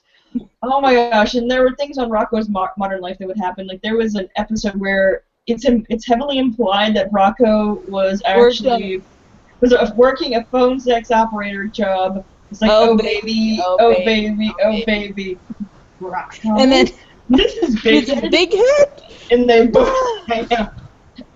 And again, you don't get that when you're a kid. You're just kind of like, what just happened? Like, well, that stuff is clearly like. And there was a restaurant called Choky Chicken. Choky Chicken. Choky Chicken. I think there was a joke that I can't remember what episode it was in, but remember the Hooks for Hands cat? Yes. Yeah, there was a joke in there about slicking, and I did not get it, and then I watched it like many years later. I'm like, oh, ew, ow, and it wasn't even that big a deal, but I do remember it being like one of the episodes. The shocker. One in the stink. Yeah. But anyway, she was, those are good cartoons. And I think some of the cartoons are coming back to that slowly. But there was a good stretch there where I pitied the kids who were watching this trash. Yeah, I really did, too. Yeah. Like, I want to see it coming back, though. And the car in the impound lot, that call, though. Yeah, exactly. I remember,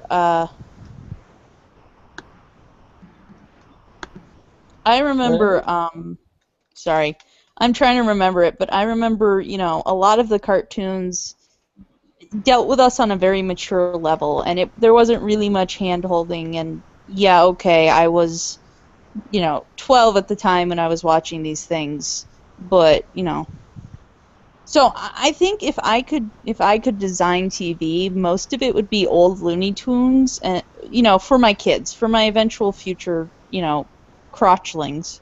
I would put a lot of like the the old stuff on there. The old Tex Avery stuff. Oh, Tex Avery. That Oh. stuff was brilliant. Your blood monkeys. I actually found recently that the entertainment TV channel package that I have added in Teletoon Retro, which is all the old cartoons. Yeah, I would do Teletoon Retro, I'd do Boomerang, I'd do... Well, Teletoon Retro is Boomerang, basically. It's the Canadian version. And I was just like, I always saw that, I'm like, oh, I'm so happy. So that's why I differentiate. Yeah, it was, like, those things were really great. I would like actually... old Johnny Quest and stuff like that. Oh man. Yeah. The new version of Johnny Quest. Yeah, that's what I'm talking about. Like old. I'd also add like Corner Store. Corner Store would go in there. Red Green. Red Green would go in there. Monty Python would go in there. Red Green. Go in and find you handsome. At least they'll find you handy. Yeah. Red Green, Corner Store, all the good dry humor Canadian shows, those are going in there. I'm going to teach my kid to have a wit so dry the Sierra is going to be freaking jealous. Probably Blackadder? Maybe? I don't know. But I would like to... What? Red Dwarf? Red Dwarf, yep. Some good science fiction shows. See, this is a new kind of parenting. This is what we're going to have to start paying attention to. It's not, do we let Johnny and Lucy go play out near the dangerous rusty cars? It's what do we allow our kids to watch, and how are we supposed to cultivate their minds in a way that gives them freedom and guidance? So. Well, it's important to remember that nobody actually has to watch TV. No. I would like my child to indulge in TV, though. I know. I'm not saying that the kids shouldn't. I'm just saying, like, you don't have to watch TV. So. I know. If you want to, then you control it. Yeah, but what I mean is we're going to have the chance to decide what we put in front of our kids, and that's a huge responsibility. Well, for a long time, parents just used the TV as a babysitter. Oh, hell no, that's not going to happen. And that was bad. That was not good. Well, yes, they still do it. That's what happened to me, and look how I turned out. I think it's becoming less of that. Pretty fucked up. For a lot of people. Yeah, pretty fucked up. As prominent. No, it's definitely not as prominent, but I get what you're saying. It's like, you don't have to have them watch TV. But in the same way that I would choose what books to give my child in order to cultivate their mind, I would like to choose what kind of animations to show my child. You basically like to brainwash your children into liking what you like. Uh-oh. No, I would like to... I'm just joking. Yeah, maybe I do. Maybe I think that I'm a little more... And this may be my pride getting to me, so, stop me here if I get a big head. But I would like to think that I have a taste that differentiates me from the people who watch Kim Kardashian. And I would like my child to not watch Kim Kardashian. Ergo, I'm probably not going to let my kid watch Kim Kardashian. I don't think the Kardashians even watch themselves. I don't know. They might. It might be like their version of Googling themselves. Ew. Oh, yes, baby. Google yourself. Google yourself. Google me, baby, one more time. Do it. We've probably lost all of our viewers at this point. I Google No, myself we've all actually the time, and I find that I'm the only one there. We actually what? We have 5 people sitting in our chat right now. They are discussing. They probably already know us too. They probably know us. They're probably our friends. They said original Are You Afraid of the Dark scared the crap out of me. Oh yes. Oh yes, I remember that. Yeah. Holy shit. That and Goosebumps was what propelled me towards my horror love. That's I just read so many Goosebumps books. I was collecting those bitches. Speaking of horror, I wanted to go back to a point that we had around the beginning about reboots. Mm-hmm. Horror is actually the genre where the most original stuff is coming from currently in Hollywood. Well, yeah, that's because horror changes with the times. I mean, even... It's social commentary often. Yeah, I mean, Romero talked about consumerism. Vampires have gotten big because we have dark lusts that are coming out within our current society. And how are we going to accept them? And what is and isn't monstrous? I mean, this is, werewolves and the barely contained hunger we have. It's all very much social commentary.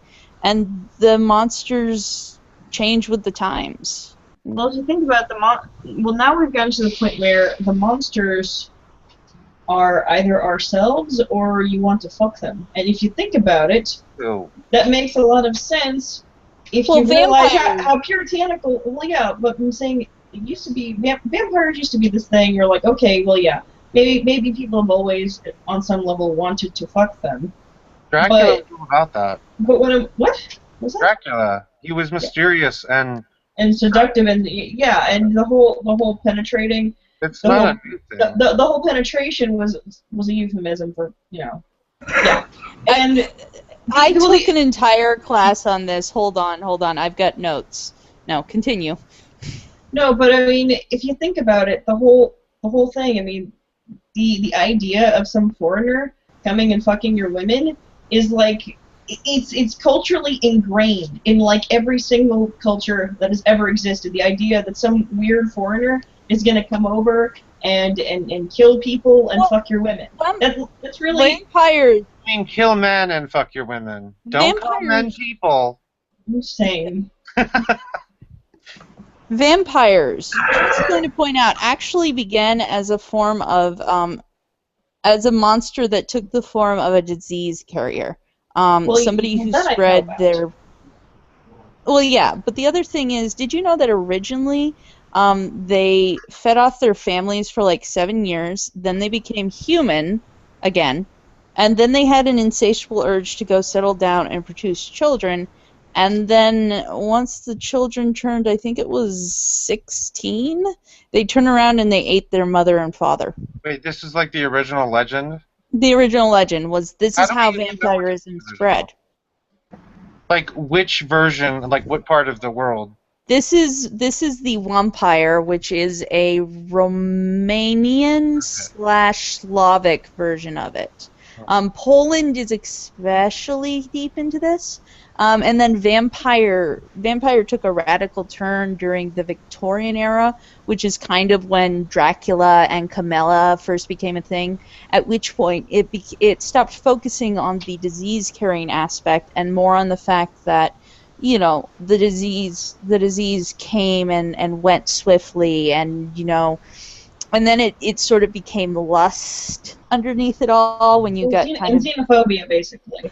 And then xenophobia comes into it during the 50s.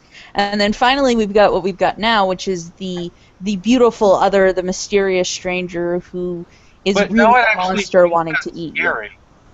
What? Well, I mean, no one actually thinks the beautiful people who want to have sex. Xenophobia has been there since even the Victorian era. It's made very clear in Dracula that this is a foreign guy. You don't know anything about him, and his ways are very different from our own. That sort of thing. Yeah, I feel like when you say, like, when you talk about, like, modern, like, people want the sexy vampire, I feel like that's almost sort of pulling in Twilight somehow and saying that somehow Twilight is part of it.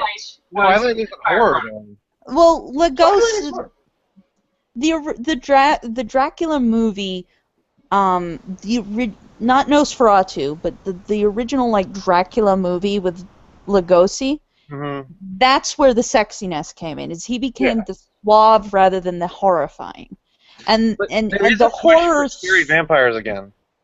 Well, yeah, but I mean the horror aspect still happens with the sexy one because there's this innate draw in all humans towards something that is exotic and new, but also dangerous. And so that's what the vampire is. In our psyche, the vampire has become the other that draws us to it for whatever reason.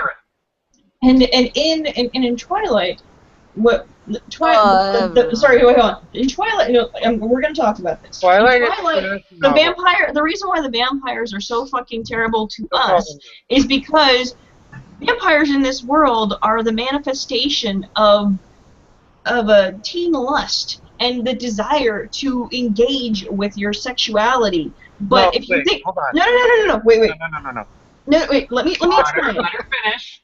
Let her finish, Otter. Let me explain. And I'm going to tell you why, and why it makes so much sense and why it probably worked so well. It was written by this Mormon housewife, and the whole idea is that there's this obsession with chastity because she wants very much to have sex with him, and that is her desire.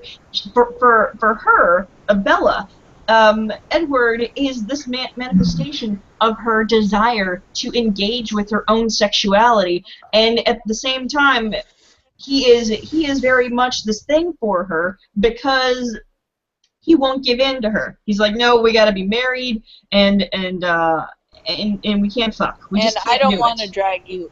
I don't want to drag you into it. And to be honest, yeah, let's be perfectly blunt. A lot of Mormonistic views got mixed in with vampirism, which is why it's such a drastic departure. Um, Well, I suck want to berries. point something out. Basically, Twilight, she calls on vampires because she wanted to be different, but really, let's be honest, her mythology is more like they're actually wizards or something. They're Blood-sucking pixies. they're blood-sucking pixies. I mean, I Yeah. include them in vampires because she calls them vampires, and we No, have they're to. vampires. Well, let's They're get. fairy baby fires. Well, what about blood elves or something like that? They could be blood elves, but No, they don't have pointed ears. No, because she doesn't even know what that is. hold on. Vampirism has changed stupidly since its incarnation. We can't rule out she's using the term vampire, she is redefining the term vampire. Okay, fine. But That's yes, I agree with you, Otter. It's essentially she used the term vampire because that's something she had in her head. Even though And- she Well, hadn't it was read her any personal wank fantasy, if you think about it. Yeah. I mean, and we already know about this. She said that the author said that she basically had a dream where there was a I think she was in the first person of this girl and this vampire were talking about their life together, and he was really hot. But I bet you right afterwards she had a massive wet dream about them fucking, and that was exactly what she wrote the story Can about. I please not imagine her, Stephanie Meyer, anywhere near that sentence? Okay, Please. but if you think about it, no, Bella is a fucking Mary Sue. If you look at the description of Bella and you I don't look think at anyone's Stephanie Meyer she's describing herself. There's nothing necessarily wrong with that. Well, let's just A the situation selfish here is that all of this was popular with teens is because there's this new puritanistic mentality among these teenagers towards sex where it's this dangerous Where teenagers it's this dangerous involved thing that they both want and fear at the same time. Well, that's there is a because- reason to actually take sex seriously. There is, but can I step in here? No, you cannot. Yes, you can. Okay, so you're right. We've done a really good job, and there's actually studies that support this that show that we've convinced teenagers that having sex is not always the best thing, even if you want it. I mean, it's teenage sex rates have dropped, believe it or not, according to census records, and it's mostly because we've been making it very obvious that STDs are a thing, and that's a good thing. Taking sex seriously is a good thing because there are long-term consequences to your health, to a child, if you choose to have that child. Even having an abortion is something that affects you physically.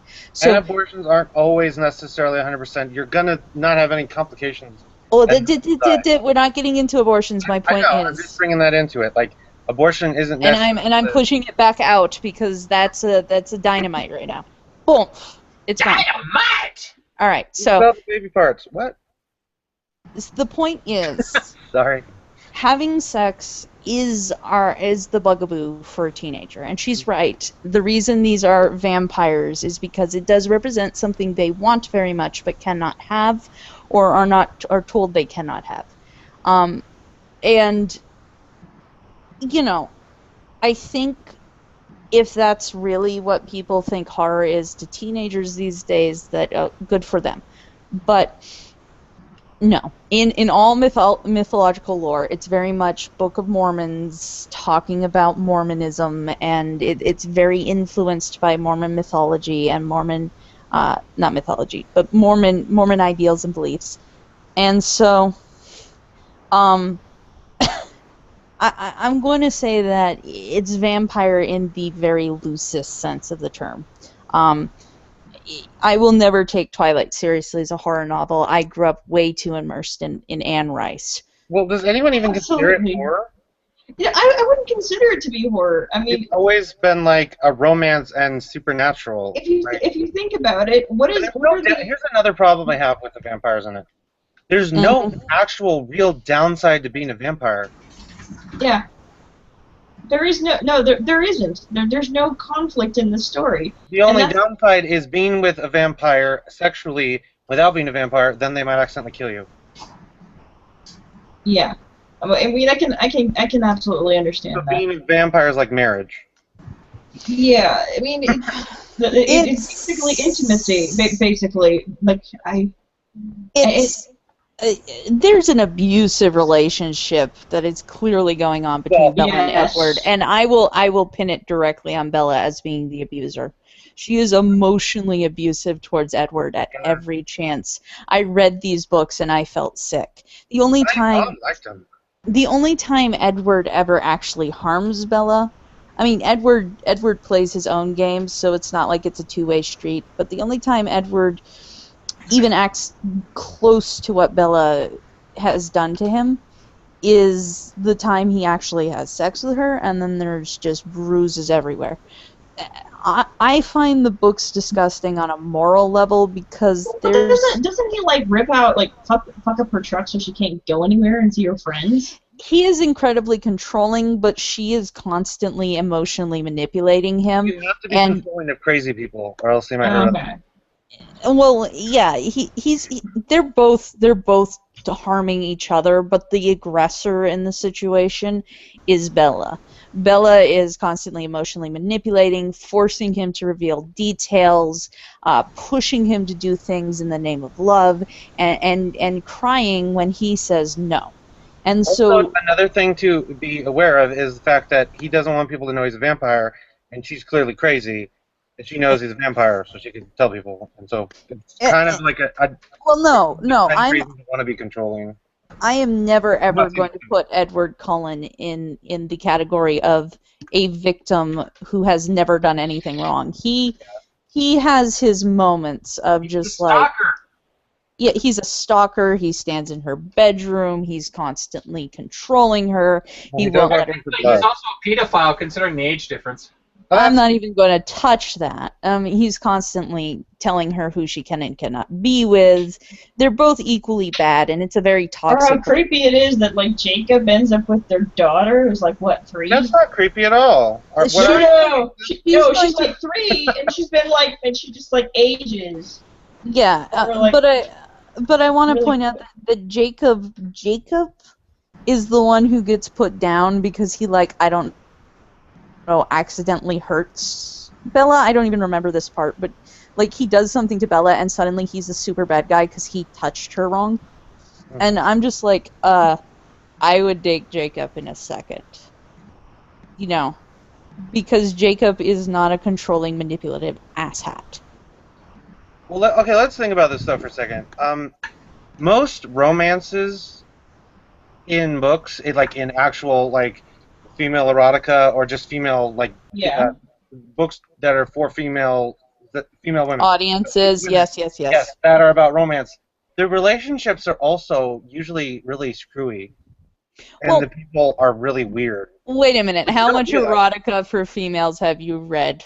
Exactly. I want to point out that I had because every girl has this. Ask Rachel. We have our very first romance novels. That's a thing, and they're usually quite nice. My first romance novels were Blank and the Blank. It was always how they set up the story, and my very favorite one was Elizabeth and the Count, and at no point did Elizabeth hurl herself off some kind of cliff to get the Count to notice her. Now, yes, I'm not Notice saying me all of from them, high jump.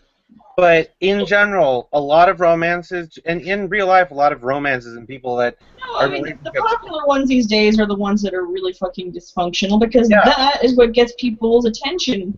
And the kind of dysfunctional relationships illustrated in these things are popular because the people reading them have never read anything better. They're the people who have grown up on this stupid young adult fiction, and now they're Don't going. say that. They're graduating. They're no, graduating no, to no. like 50 Shades of Grey. Young adult fiction is actually a very good genre, and there's a No, lot. I'm talking about the dumb ones. I'm not talking about the good stuff. I'm talking about the insufferably stupid stuff, which is to the point where it's so cookie cutter when it comes to things like dystopian futures that there's actually a Twitter account that's, I think it's young adult fiction on Twitter. I can't remember what it is, but People like tweet basically. out plots. Yeah, they're basically tweeting out that they're doing stuff as if they're in a dystopian novel, and you realize, wow, this is pretty much these tropes are pretty much in every single young adult novel that is taking place in a dystopian future. I would love to write a dystopian novel for young adults wherein Disney World has become like one of the last surviving remnants of the post-apocalyptic future, simply because there are tunnels under it that have blocked an ever-spreading plant. So I'm a fan of dystopian future tropes. I want to read that. You want to read that? Yeah, that sounds awesome. It's like Disneyland is like the last sort of city, because Disneyland is a city. Okay. Disney World. I'm talking Disney World. So my concept is this. Let me toss it out there. Okay. The plants sprang up, and just so everyone knows, I worked at Disney. And so one of the big things at Disney is customer safety, always the priority. So what happened is, after like generations of just isolation, they've kind of split between the consumers. I think I called them the guests, and the cast members. And so there's a caste system within this where the consumers are all high and mighty, and then the lower caste members are appreciated. They're not slave workers, but they're never expected to go much beyond what they're supposed to be doing. And so there's this group of people who are called the firemen, who are literally trying to drive back the foliage, which is almost sentient. And there's more to it, and the story goes on, and I've actually designed cities throughout the southeast for them to interact with. But basically, it's caused by these things called rifts and the catastrophe, and there's a whole bunch of information I can't give away. But it's going to explore what the new foundations are when you have to kind of piece together the old world from a very twisted form of it, because Disney is a very twisted form of the world. Yeah. So, yeah. I love that idea. You need to do that. You need to really pursue it hard, because that's a really good idea. Obviously, you'd have to change it from Disneyland. From Disneyland, yeah, I'd have to make it Unless like you get their permission. But... No, they'd never allow a post-apocalyptia in there. No. Well, you never really know. Disney can be weird. But especially if it was really popular, your book was really popular, and I'm like, I would like if there was a movie adaptation for it to actually be Disney, and Disney's like, we'll make it. Sounds good. Well, my point about the things from before, though, was that a lot of these people are not growing up on the best things. If you have somebody who just grows up reading junk, or in a situation where they've never seen a healthy relationship, they are going to be like, hey, you know what seems like a great read? This piece of junk right here, the 50 Shades of Grey series. This is. Do we have proof that people are actually, young girls are going from Twilight and then growing up a little? And Okay, let me explain something to you, though. 50 Shades of Grey started out as Twilight fan fiction. It literally was. Oh, straight to it. Literally started as Twilight fan fiction. Oh. So it's it's exactly hitting that group the moment that they get old enough to read it. Well, to be fair, Twilight was really popular. The books were really popular with older women. And you know They what? were as well. Creepy. Well, That's they weren't just popular with older women; they were also I know. popular with younger people as They well. were popular with older women, though. And if you think about it, the reason why, I'm going to tell you exactly why they were so popular, and it has almost nothing to do with the actual plot. And I'll tell you exactly what it is. It is the delayed gratification.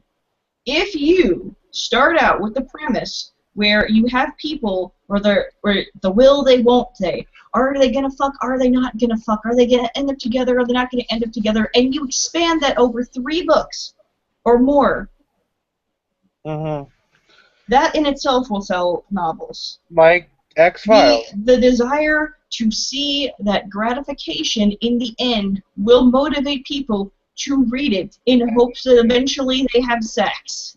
Yeah, that's a popular trope within all of like fiction. That is exactly how you write a That's not a successful. bad trope, though. That is how you write a successful series for romance series for women.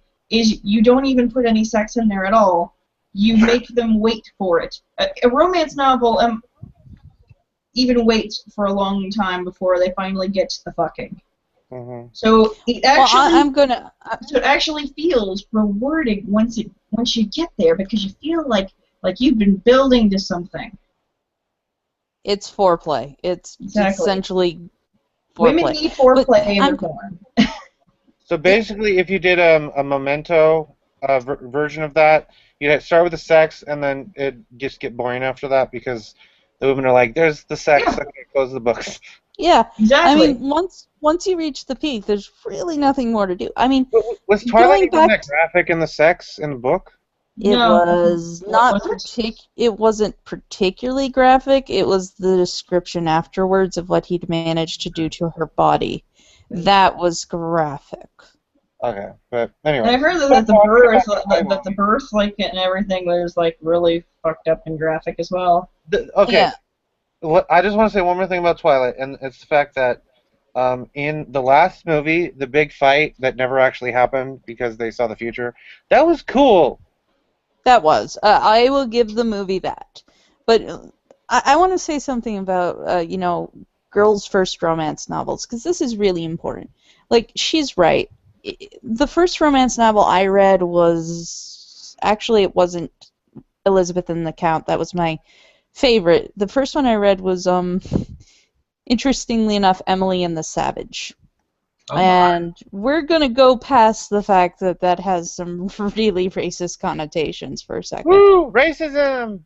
But it was just very much... savage.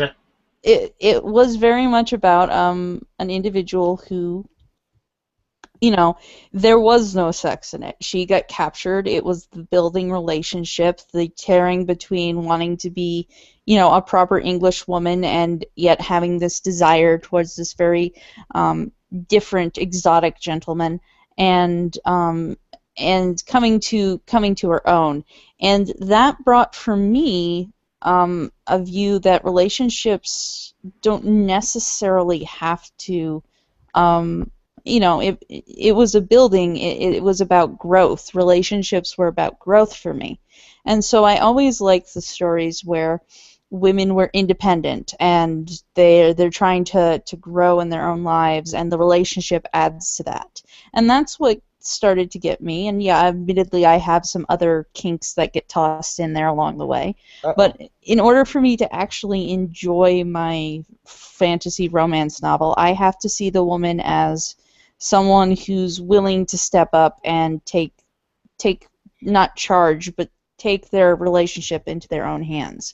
And so if we're going by Rachel's theory, then yeah, the thing is, if you read crap teenage romance and you become like enamored with that, and you let that define your relationship, you're going to find even crapper, adult romance, more appealing.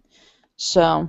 But that makes it sound like it's like, well, these books will make girls bad in relationships. Well, How is no, that but any it's different than certainly saying like video Well, games not cause? necessarily, but no. what it does is it gives them a weird idea of what is healthy if they don't have any kind of model for which to go off of. Like Well, I want to just if they come from a bad home, if you come from a bad home and you never got to see a healthy relationship happening as you were growing up, and then everything in the media and everything that you're reading is full of unhealthy relationships with weird expectations about what a healthy relationship looks like and what a married couple looks like. Because if you think about it, romances, things like romance films and things like the rom-coms and everything like that, they never usually pick up. They never actually show somebody in a healthy relationship. It's always you just left a relationship or you're in a bad relationship and you're they trying never to get follow out their of that relationship. They never show you the places of where you're there and everything has calmed the fuck down. and they never make And you're totally fine. They almost never show that aspect of a relationship. Well, and we're not arguing that if me and Rachel had read Twilight, we probably would not, be, in bad relationships. It's not I like just wanted to clarify that. no. What we're saying is our taste in relationships is going to be affected. Not yes. yeah. I'm going to look for. I have a thing for wild men who are going to sweep me up into their arms and pin me down, and, well, I'll stop there. But And that play Scrabble? and play Scrabble. But that's partially because I have my own taste in men, but partially because I grew up on wild adventure stories where the girl rode along behind him and added a heart to this wild man's intense battles. And so for me, that's what draws me, and that's what captures my imagination when I want a fantasy romance. I want to make. I on the other hand, for some reason I've always had this thing for the idea of almost the quiet, dark, complicated man. Mm-hmm. Like and that's just kind of has been my thing, the intelligent man. That's always been my thing, and probably a big part of that is when I first ended, and this is just kind of embarrassing, when I read the Sailor Moon manga. Oh, The yes. the difference between Mamoru in the television show and the comics, it's like night and day, because in the television show he's just eye candy and he does nothing, but in the show, sorry, not in the show, but in the comics he's this intellectual kind of guy. He wears glasses. He is always off thinking or reading something interesting, and he always has this way about him of telling her exactly what she needs to hear to solve her issue, that she figures it out herself. So there's this understanding, intimate nature between them where he's very nurturing as well. So it's very complicated. And you don't feel like you really need to ask any questions because it's almost, you just kind of know. Okay, I want to make a point though. Part of maybe what you guys were saying with the whole like using It influences you though on your tastes. But Definitely. part of the thing with relationships, one thing that I like about a lot of older books, a lot of classic books like Little Women or whatever, there are romances in it, but the focus is really on people relating to each other, and I think that's better for people using when getting into an actual like intimate relationship, is to know how to actually just be a friend to somebody. Well, and that's one of the problems. What you're missing here is this is a rite of passage for women. This is something that almost every girl has dealt with, where it's your first foray into boys aren't yucky. So it's not that we're saying that Little Women and that you're wrong. We're saying that for I'm women. not saying you're wrong though.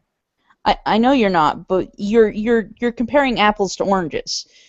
Like, yes, you're absolutely right. I That didn't think is, it was even comparing, honestly. I was just making a point. I that say you're both wrong. we're both wrong. Yeah. I feel like there's Clearly. not as much focus on books just about friendships and relationships that aren't leading towards romance and stuff. No, I think there are. There are And some of the books most like interesting that. romances are ones that started out as just friendships and then became romantic. Well, yeah, yeah, but it takes a while. It takes a lot of development to get to that point, and not a lot of people are willing to have the patience to write that. I mean, I am certainly the kind of person who does have the kind of patience to write that. In your Harry Potter fan fiction? No, it's not in fan fiction. I actually write fiction on Somebody occasion. told me to ask you about it in the chat. About my fan fiction. I'm actually going to start writing a bit of erotica and putting that on my blog, or I might be doing a separate blog. Erotica? A separate blog where I place the erotic stories and things like that. I might be doing a separate blog, and if it is, I might be calling it something like Naughty Nerdess Does Erotica or something like that, or Writes Erotica. Anyways, but yeah, like my point that I was making was that it's better for people to have a mixture of stuff than just reading romance. It's better to read, especially if you feel like it might influence how you think about friendships and romance. You're never going to have a diversity of it. You're never going to escape the influence of what you read. That's not the point. But I agree. But what we're talking about is not that. It's not that we shouldn't have diversity. It's that within romance, because it's something. Again, every girl reads this. Well, why don't men have to deal with this kind of thing?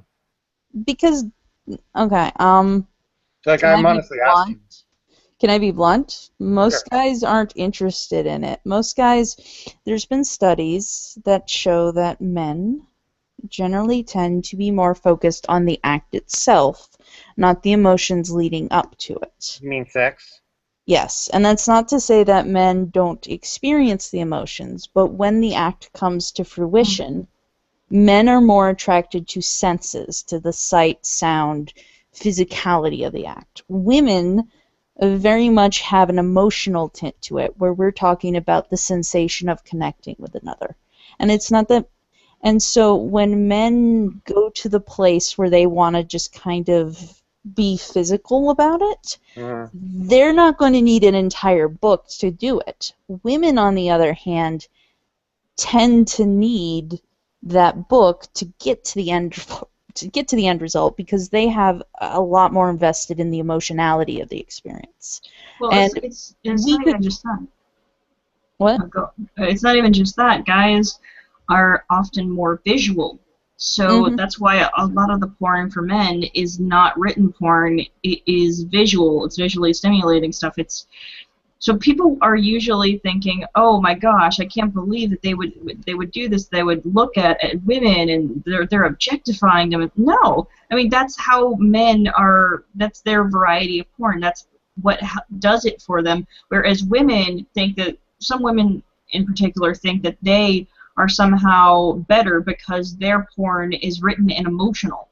Wait, but it's just different. You're getting romance novels and erotica mixed up.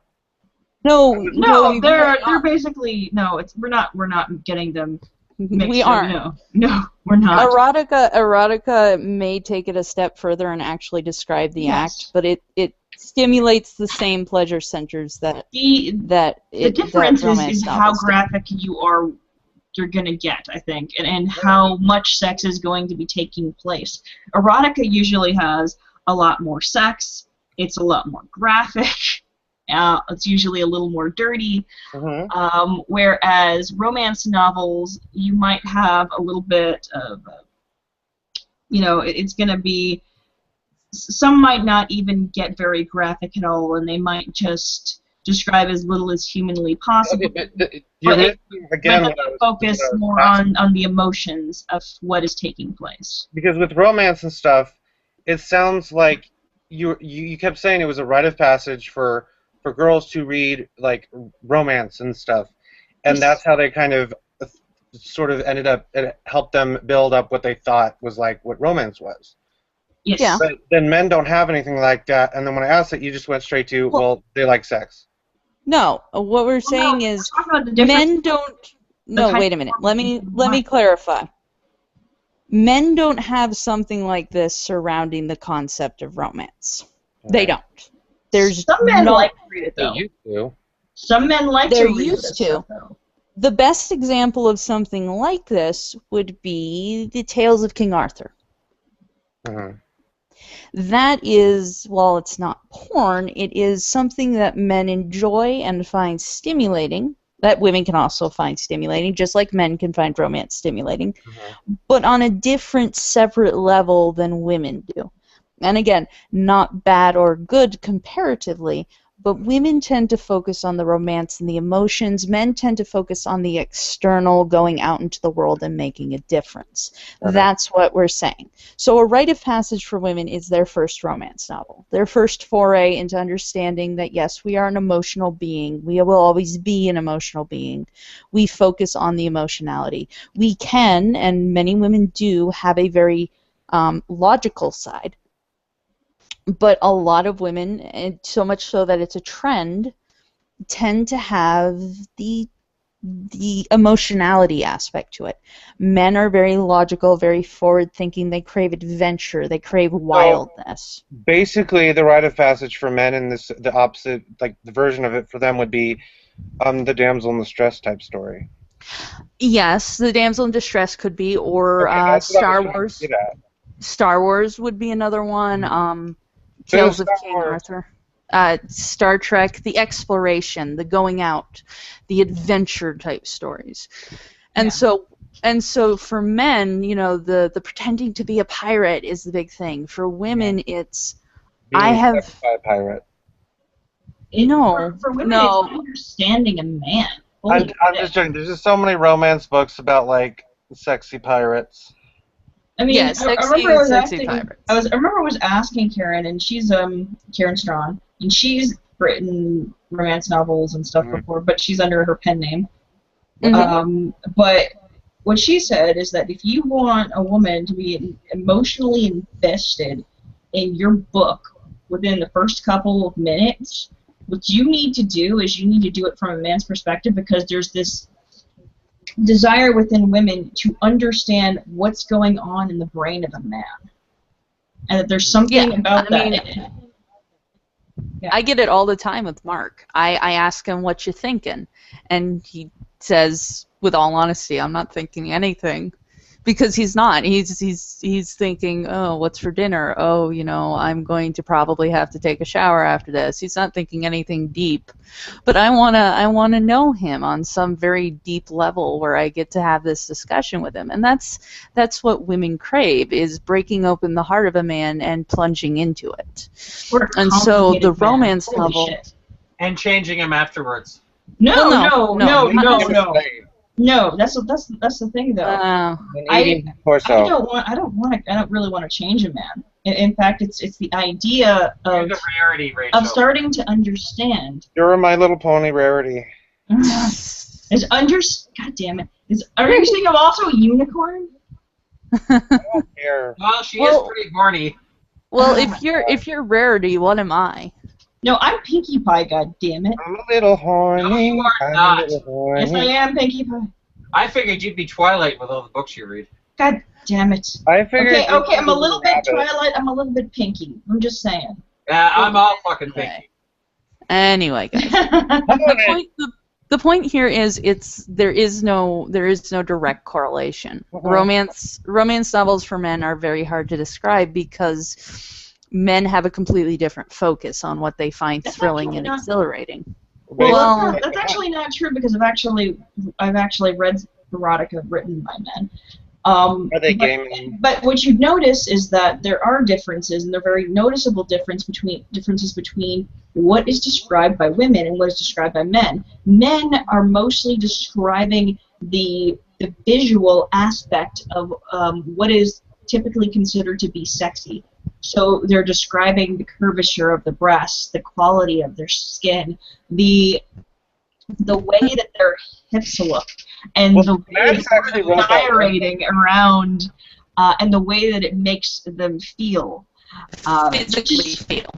Well, Max wrote that one physically erotica feel, thing yes. about him and John Kelly, and that was actually really like really good, and it really focused on building up what was going to happen later, and it kind of We're not. made me feel nice. Well, good. That's great. We're not saying we're not saying that men don't have romance, but there's a very different focus. I know. And so I'm just being The focus is just a little bit different. I mean, You need to read my erotica. no. what I've learned from being in like the sexual role play community, where it's the forum aspect, where you just kind of write back and forth, is that men focus on things differently. It's a different point of view, but you're basically telling the exact same story, but you're telling it from different viewpoints, so you understand what women like and what men like when they read erotica. And it's kind of an interesting thing, because you know exactly what will get a woman emotionally involved, and you know exactly what will get a guy involved. So it's kind of...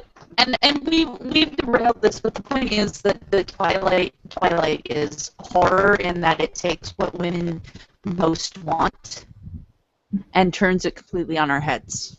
So basically, the horror is how horrible like the relationship is. Yeah, it's And then sitting you like there. Yeah, it's sitting there and thinking, oh, this is awesome, but most grown women will be like, oh, this is pretty bad. This is not a good thing.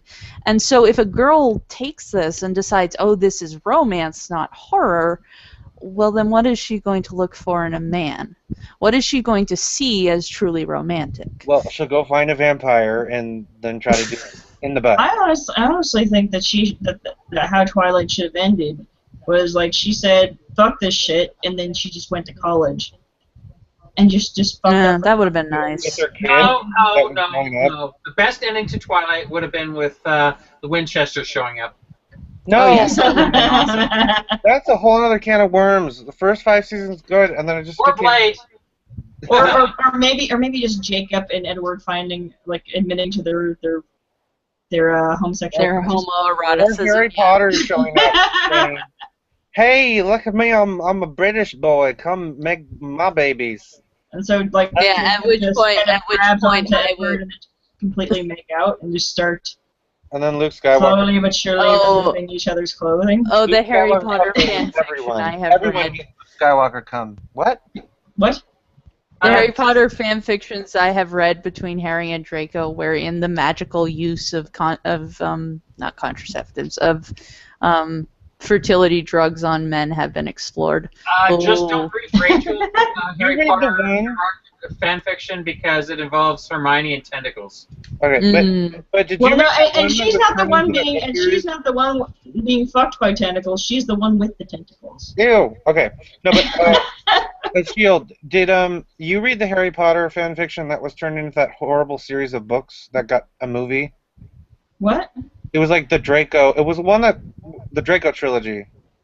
I don't know what the You fuck ever you're read that talking about. one? No, I don't know. I'm asking Shield. What are we talking? Wait, are you mixing up Twilight and Harry Potter? Because I thought unless you you're read Harry talking Potter about too. the City of Bones? Yeah. Oh yeah, no, I read that one. It wasn't half No, bad. did you actually read the original fan fiction that she? Yes, adapted? yes, I was around when that Okay. was being written. Yes. Oh, okay. Hey, And I well, did at least read it isn't My Immortal. I have admittedly been active under a pen name that no one will ever find out because I don't really want this part of my life becoming part of my real life. But You're not Yarn Spinner, are you? no. Good. But I actually edit erotic fan fiction as kind of just a side hobby where people will send me in stuff and I'll be like, okay, so the penis doesn't hang that way, just so you're aware, and that's not how that feels. There's no penis in your eye. Yeah. Have you ever just been Your reading mouth this stuff is- and you realize that the people who wrote it probably have never had sex in their life? And it's They're with probably life. Yeah. girls. I deal with that consistently, and I just kind of prod them to be like, look, there's no way that a penis could squirt up into a man's eye. That's not how that works, especially if it's his own penis. Still possible. Well, It's- actually, it can, but Let's not the get into the angle has to change for. No, shush. Okay, point let's is- stop with the horror here. I mean, Hey, I've been into a situation where they're No, where you guys haven't- have themselves in the face. Okay. We do Just have a saying. mature warning on this thing, right? But anyway, the point Probably is, not. the point is, I have read quite a few of those, and I can say from a definitive perspective that when the time comes for a young lady who I have born to get her first romance novels, I will think very carefully of what I put in there, because while I am completely and openly for people having the ability to choose their own romances, some of the stuff that people have read, especially since Twilight, has severely morphed the definition of, well, honestly, of romance and relationships within the and good fantasy quality setting. writing.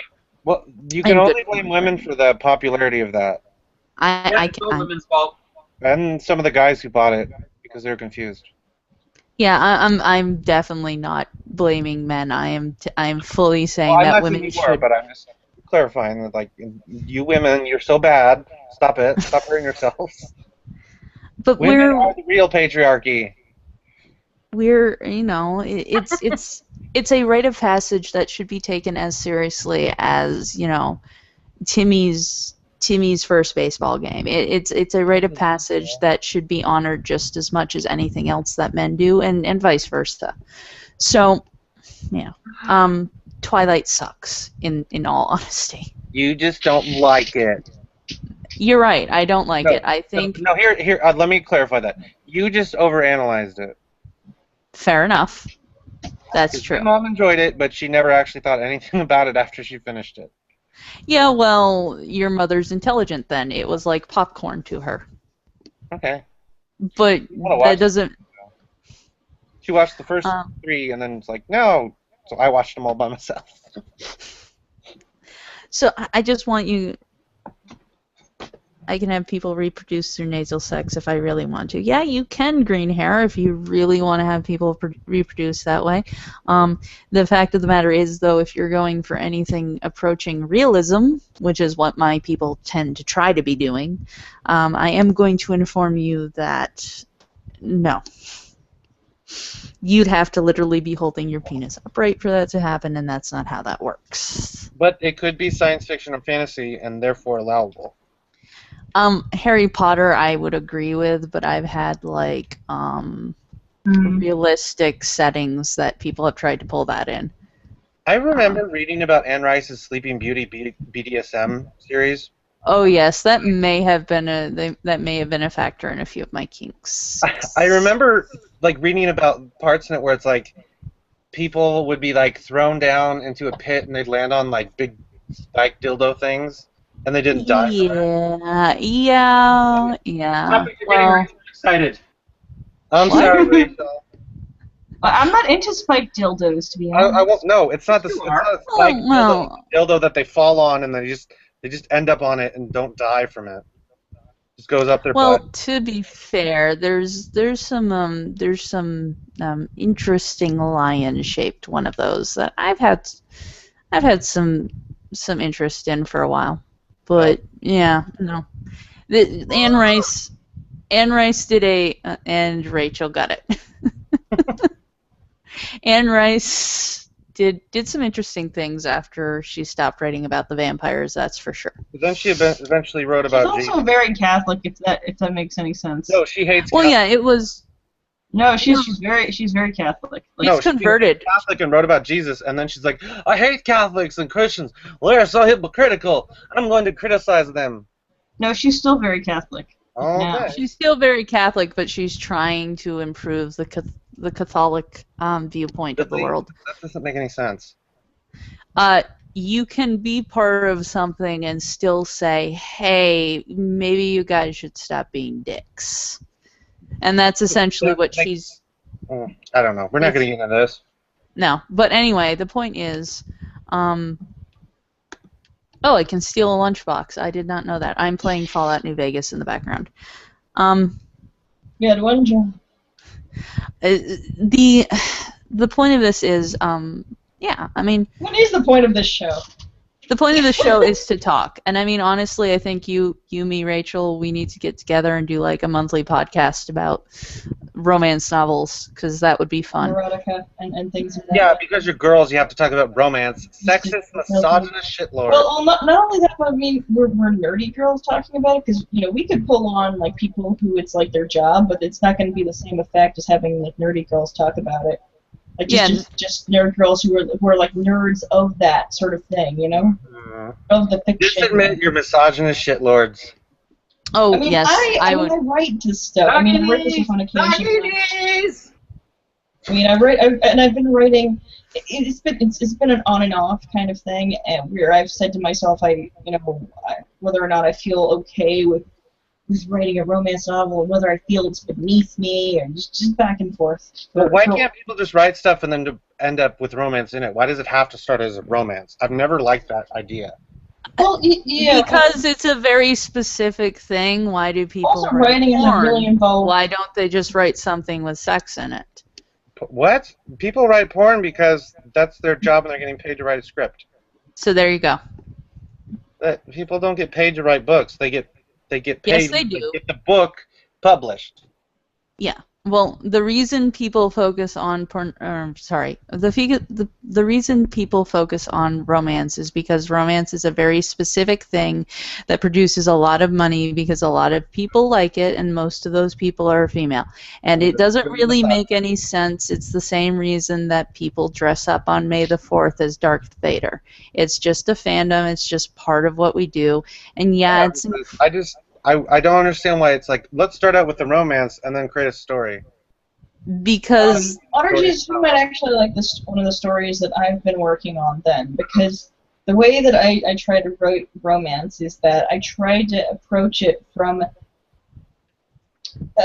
from an aspect where you have a relationship that is constantly changing, and by that I mean it starts from the moment you're an acquaintance to then you're friends for a while, and then something about that changes. Mm-hmm. Something about the relationship changes between the two of them, where it isn't so cut and dry as being this thing that where everybody's going to live happily ever after and everything is going to be great. I'm trying really hard to capture the nature of romance and the nature of love between individuals and how they interact with one another.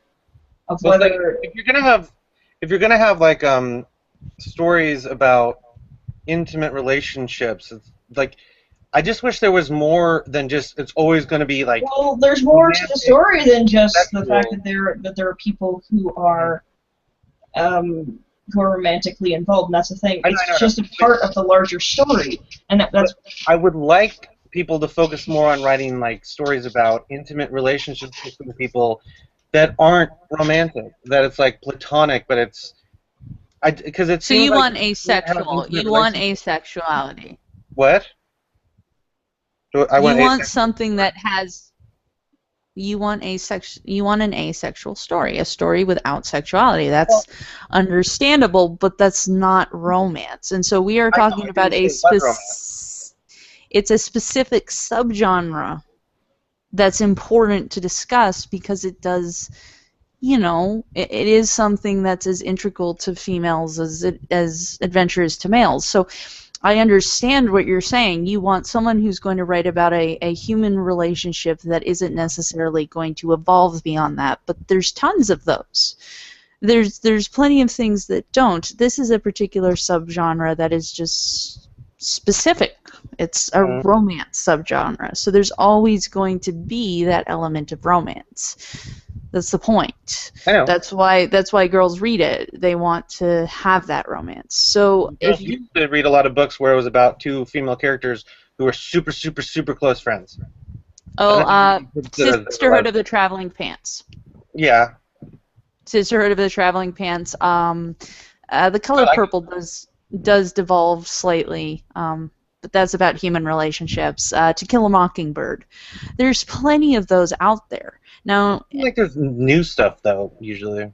Well, yeah, because young adult has shifted to very much have cancerous kind of romance tumors.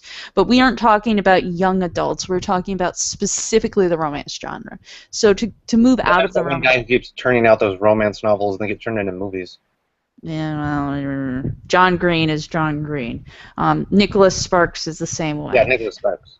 But there's if you were to write a book, and this is the same thing I would say to someone who's saying, well, there's too much sexism in gaming.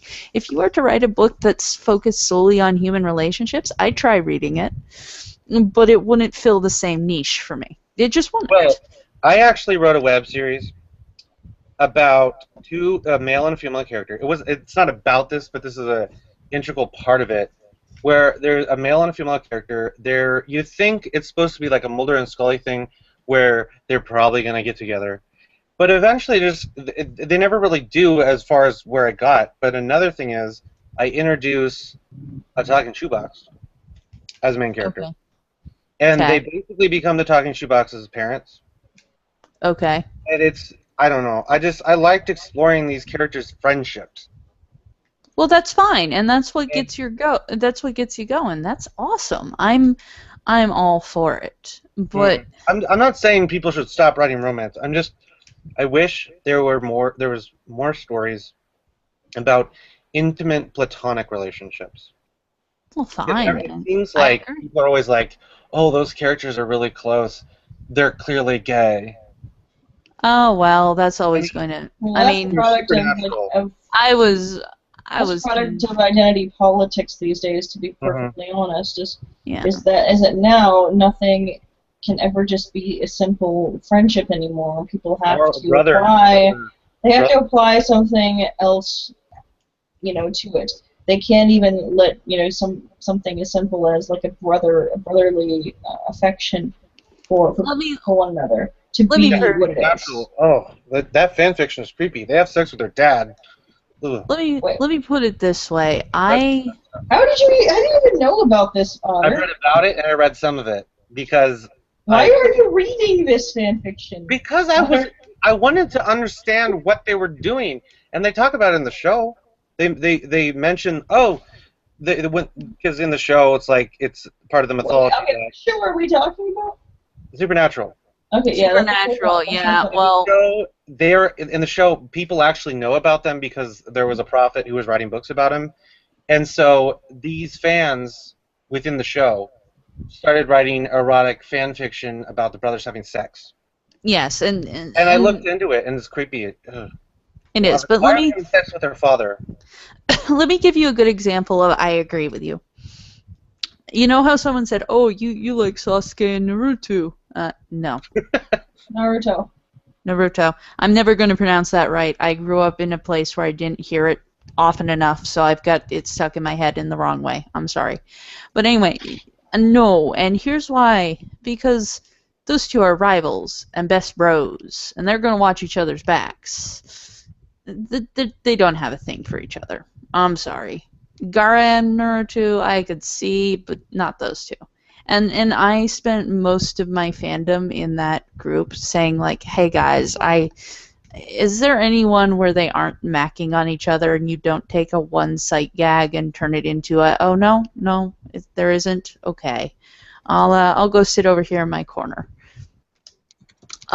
So I agree with you. On some level, there needs to be a kind of a point where we say, okay, not everything is a sexual relationship. Sex is not necessary to have a close. Love isn't always sexual. Like there's different versions of love, and everyone ignores it. I mean, okay, in the Philippines, but I was watching the last Lord of the Rings movie, and everyone, like, it seemed like you could hear comments and stuff. Everyone seemed to think that Frodo and Sam were gay. I'm going to put aside the fact that there is historical evidence that was supposed to be how it was swung, and I'm just going to go ahead and say I understand what you're talking about.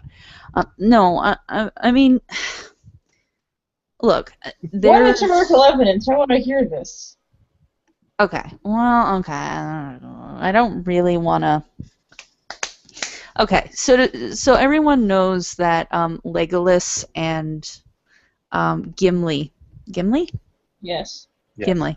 I'm sorry, I've been reading The Hobbit lately, so I was thinking I was giving the wrong dwarf's name. Gimli were actually supposed to represent Tolkien and C.S. Lewis. Mhm. Okay.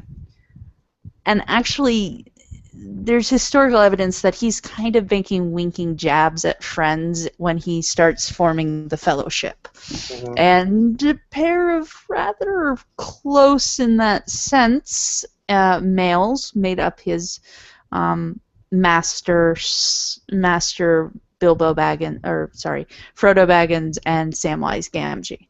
Mhm. And there was kind of a discussion going on around them that, you know, they may have been sort of having a parlance, even though one of them was married. So, while Are it you was actually alleging that maybe like Tolkien and C.S. Lewis were fucking? no, that's Gimli, and this is a set of friends who are also writers who weren't nearly as famous as those two. Were they part of the Inklings? I believe so.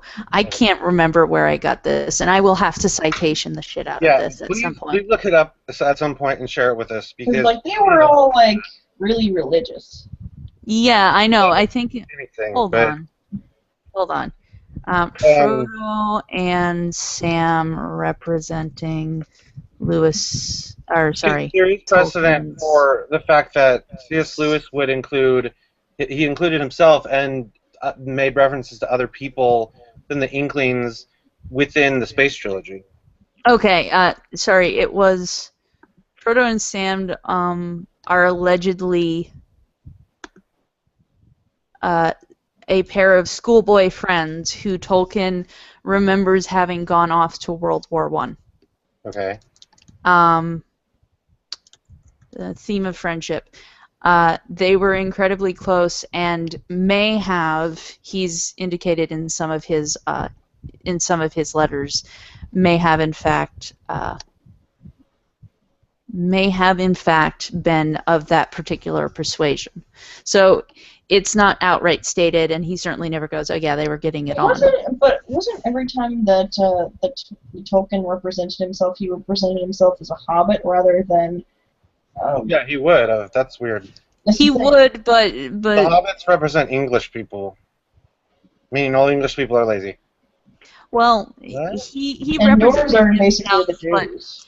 it wasn't that they were direct correlations. It was that to him, the two of them represented differences in viewpoints between him and Lewis, because they were at odds. So he was. So no, you know. Lewis is like, Gimli- I'm gonna mix mythologies together, and Tolkien's like, fuck you, no. Exactly. It was Puritanism versus the willingness to adapt, and they very much had joking relationships with each other where, yeah, that was basically their friendship. And These also, the Space But Trilogy people also connected ship more. like Gimli and Legolas though. Yeah, Really but fucking that's hardcore. that I could Evergreen almost get behind, but they're clearly not that way at all. They're not. This honestly feels sort of like how people read into certain relationship in the Bible and say, well, they're clearly gay because they're so close.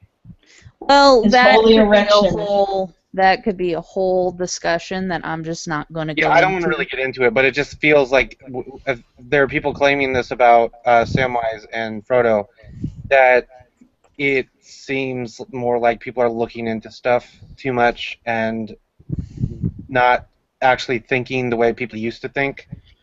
Because it used to be men could have very close relationships, but now it's like, well, if they're too close, they're clearly fucking. Well, okay, let's take a step back. Since the revolution, wherein the sexuality of homosexuality has become a thing, and it is a thing that should exist, and I have nothing against it, blah blah blah, whole disclaimer. Okay, there has been a rush to kind of adapt. And unfortunately, we may have overcorrected. So now you're right. There's a lot of people who are like, I think my favorite is, it's almost implicitly stated in the show, but Rose Quartz and Pearl in Steven Universe.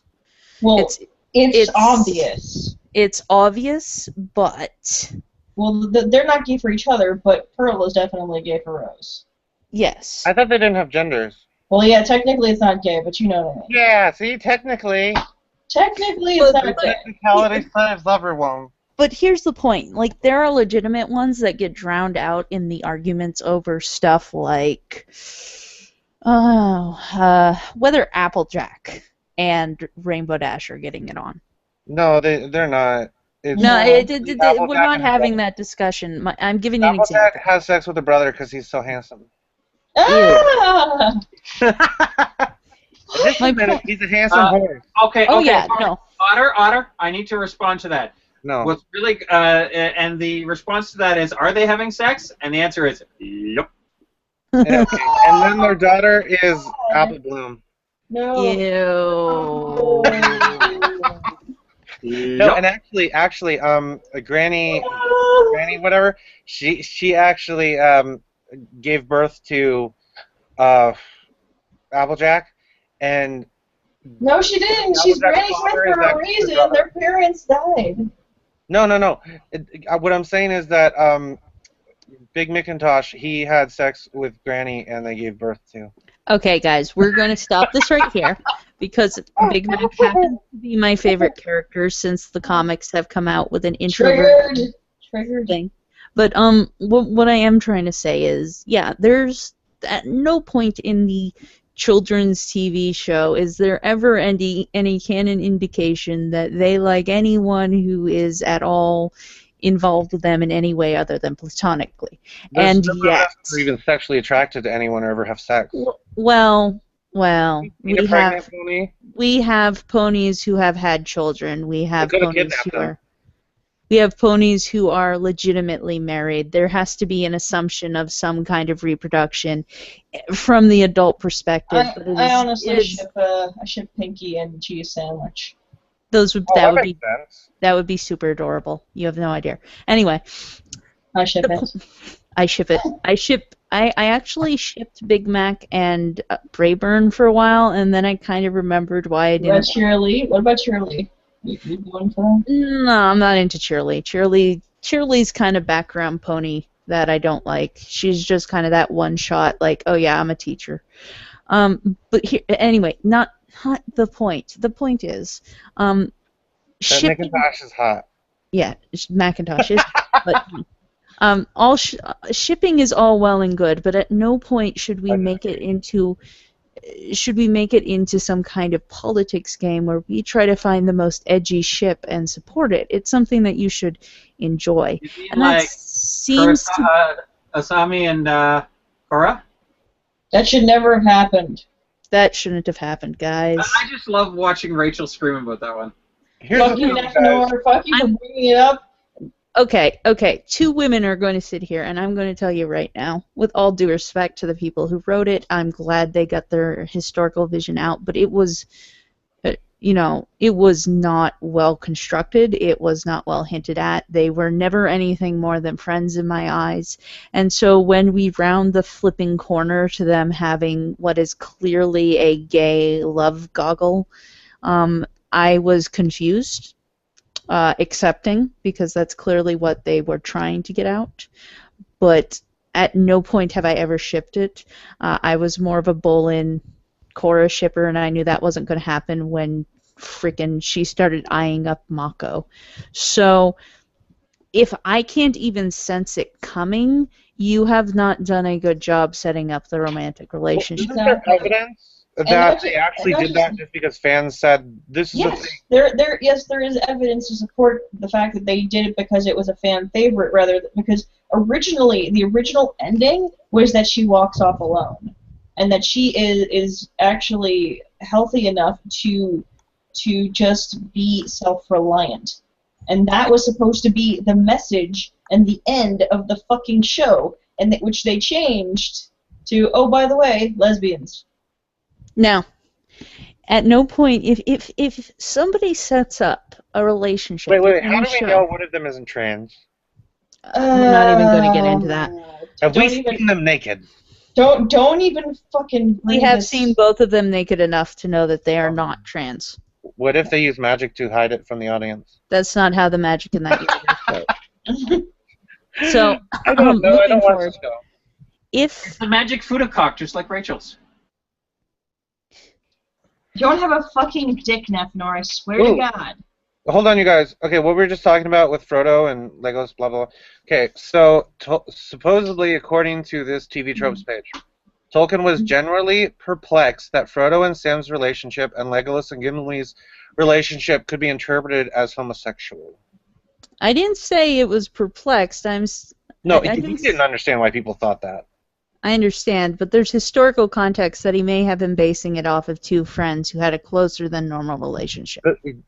But maybe So, he of course, they were if close and didn't realize they were gay.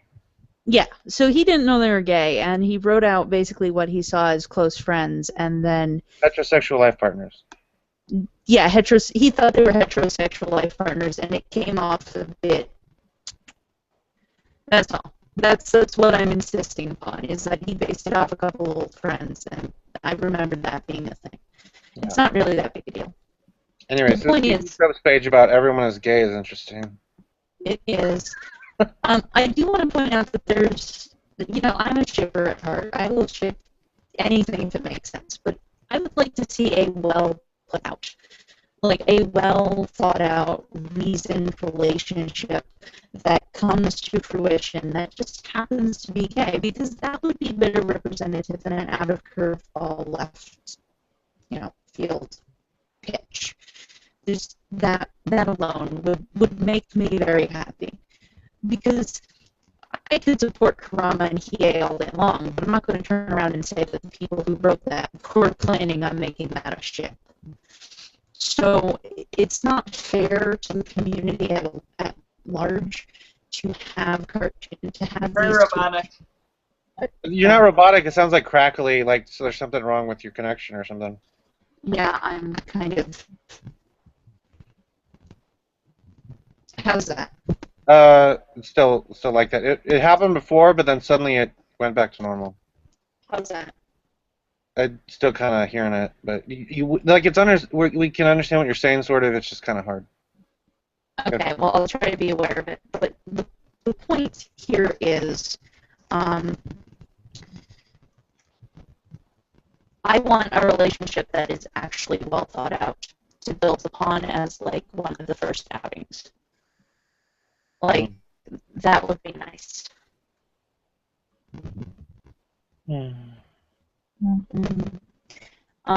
There are 6 people watching us now, and Best of the GG says, I don't watch enough TV, so maybe I'll talk about Splatoon and Pixiv in Japanese towards a session with them, or Saber Extra, her sexuality. Splatoon! Splatoon. I really want to play that. Splatoon is something I am not interested in the least, and that Why? is surprising to me. I really want to play it. It's because there's. Did you play it in Minecraft yet? Because it's squid people's. There's the squid people, and You're a and they're squid now. cute. You're a kid now. And you just spray your ink everywhere. It honestly, a porno version Spray. could be made. It's just Disney spray.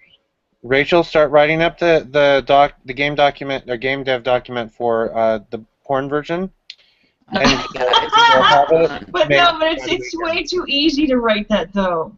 You have to be tricky and sneaky about it though to make it not so simple. Yeah, but first off, I have to make them older because they look like kids. They are And- kids. They're squid kids. Yeah, well, they're gonna have to be like squid, like old teens. But they wouldn't even have to be squids. They could just be regular people who shoot their sexual fluids everywhere. That's nice. Guys, yeah. So I'm going to go ahead and say that the reason I'm not interested in it is it just does not strike me as particularly interesting. It's a capture the most battlefield, and But I like capture the flag kind of thing. It's fun. Well, it's not even like capture the flag, really. It's hard to explain. It's so unique and weird. It is kind of like capture the flag if you think about it, because the idea is that you're not just capturing the flag and everything like that. You're basically trying. It's the idea of conquest. You're trying to conquest the board. It's more like Conquer the board. Risk, where isn't Risk where you're trying to capture as much space as possible, and then the Yeah, other person can capture some of it back. Capture the flag is a more simplified version of the idea of conquering territory. Yeah, but the thing is, the territory can be reconquered back really easily. I'm not saying it's that it's competitive. not interesting. I'm saying that I'm not interested. I'm saying that I would Not your kind prefer. What? It's not your kind of game, is what you're saying. Yeah, I think we should close up shop though pretty soon because we've been going on for so long. Yeah, I think we've been going about for 3 hours. Yeah, we've already gotten on to like inklings. When you get to the Squid Kids, that's the end. Yes, Yeah. yes, because we don't go there unless they're squid teens. You're a squid now. You're a kid now. let me bring up this. I think we should do these more often. Admittedly, I've kind of packed my week full, but if you guys ever do this again when I have a chance, I would love to do it because, yeah, I loved how we evolved into a discussion on romance novels. I normally would do it, but I just got really lazy, and I always want somebody else. Like I always want Darkstar or something to be available to start the hangout, because like sometimes responsibility freaks me out, and when I'm the one hosting it, it makes me feel like responsible. Okay, But well, I can try to do it. I just need people who are like It's okay. letting me know, yeah, I'm ready to do this, and yeah. okay. So yeah, I am super tired and I'm actually approaching my time to go to bed, but thank you guys so much. You're welcome. And Rachel, I will get in contact with you about that podcast because the two of us could probably sit here. I have a psychological perspective on romance like you wouldn't believe. I would love to do that. Yep. Another thing, now I know not everyone's into Christian theology and psychology through Christian theology, and I certainly wouldn't ever push it on anyone. But there's 2 great books that you guys might want to read that kind of ties into our discussion. It's called Wild at Heart, that's for a guy, and, I've heard of those ones. and Captivated, which is for girls. Captivating, which is for girls. Both of those explore the concept of femininity and masculinity through what drives us, and if you can remove, and I wouldn't normally remove it, but if you can ignore the God made us this way, there's a lot of good secular psychology in there that could explain a lot of differences. So it's something I always suggest MRAs and feminists read. The opposite books, obviously, but so that there's a little bit of get helpful information from both. You could, but I tend to want to kind of put that forward as a way to understand, the differences and the equivality of it. So that's just my thing. Okay, I think my dad or something tried to get me to read one of them, but I'm like, no, I only read stuff that's fun and plot driven. Right. Well, It's interesting, and it's psychology driven. Well, So. I think we should go because Oh yeah. Good night. Good night. My dog needs a walk, it's so yeah. yeah, you're very correctly. Night. And the thing. Never. End it. Never end. It's going to last forever. Okay, fine. I'll end it if it does the right time.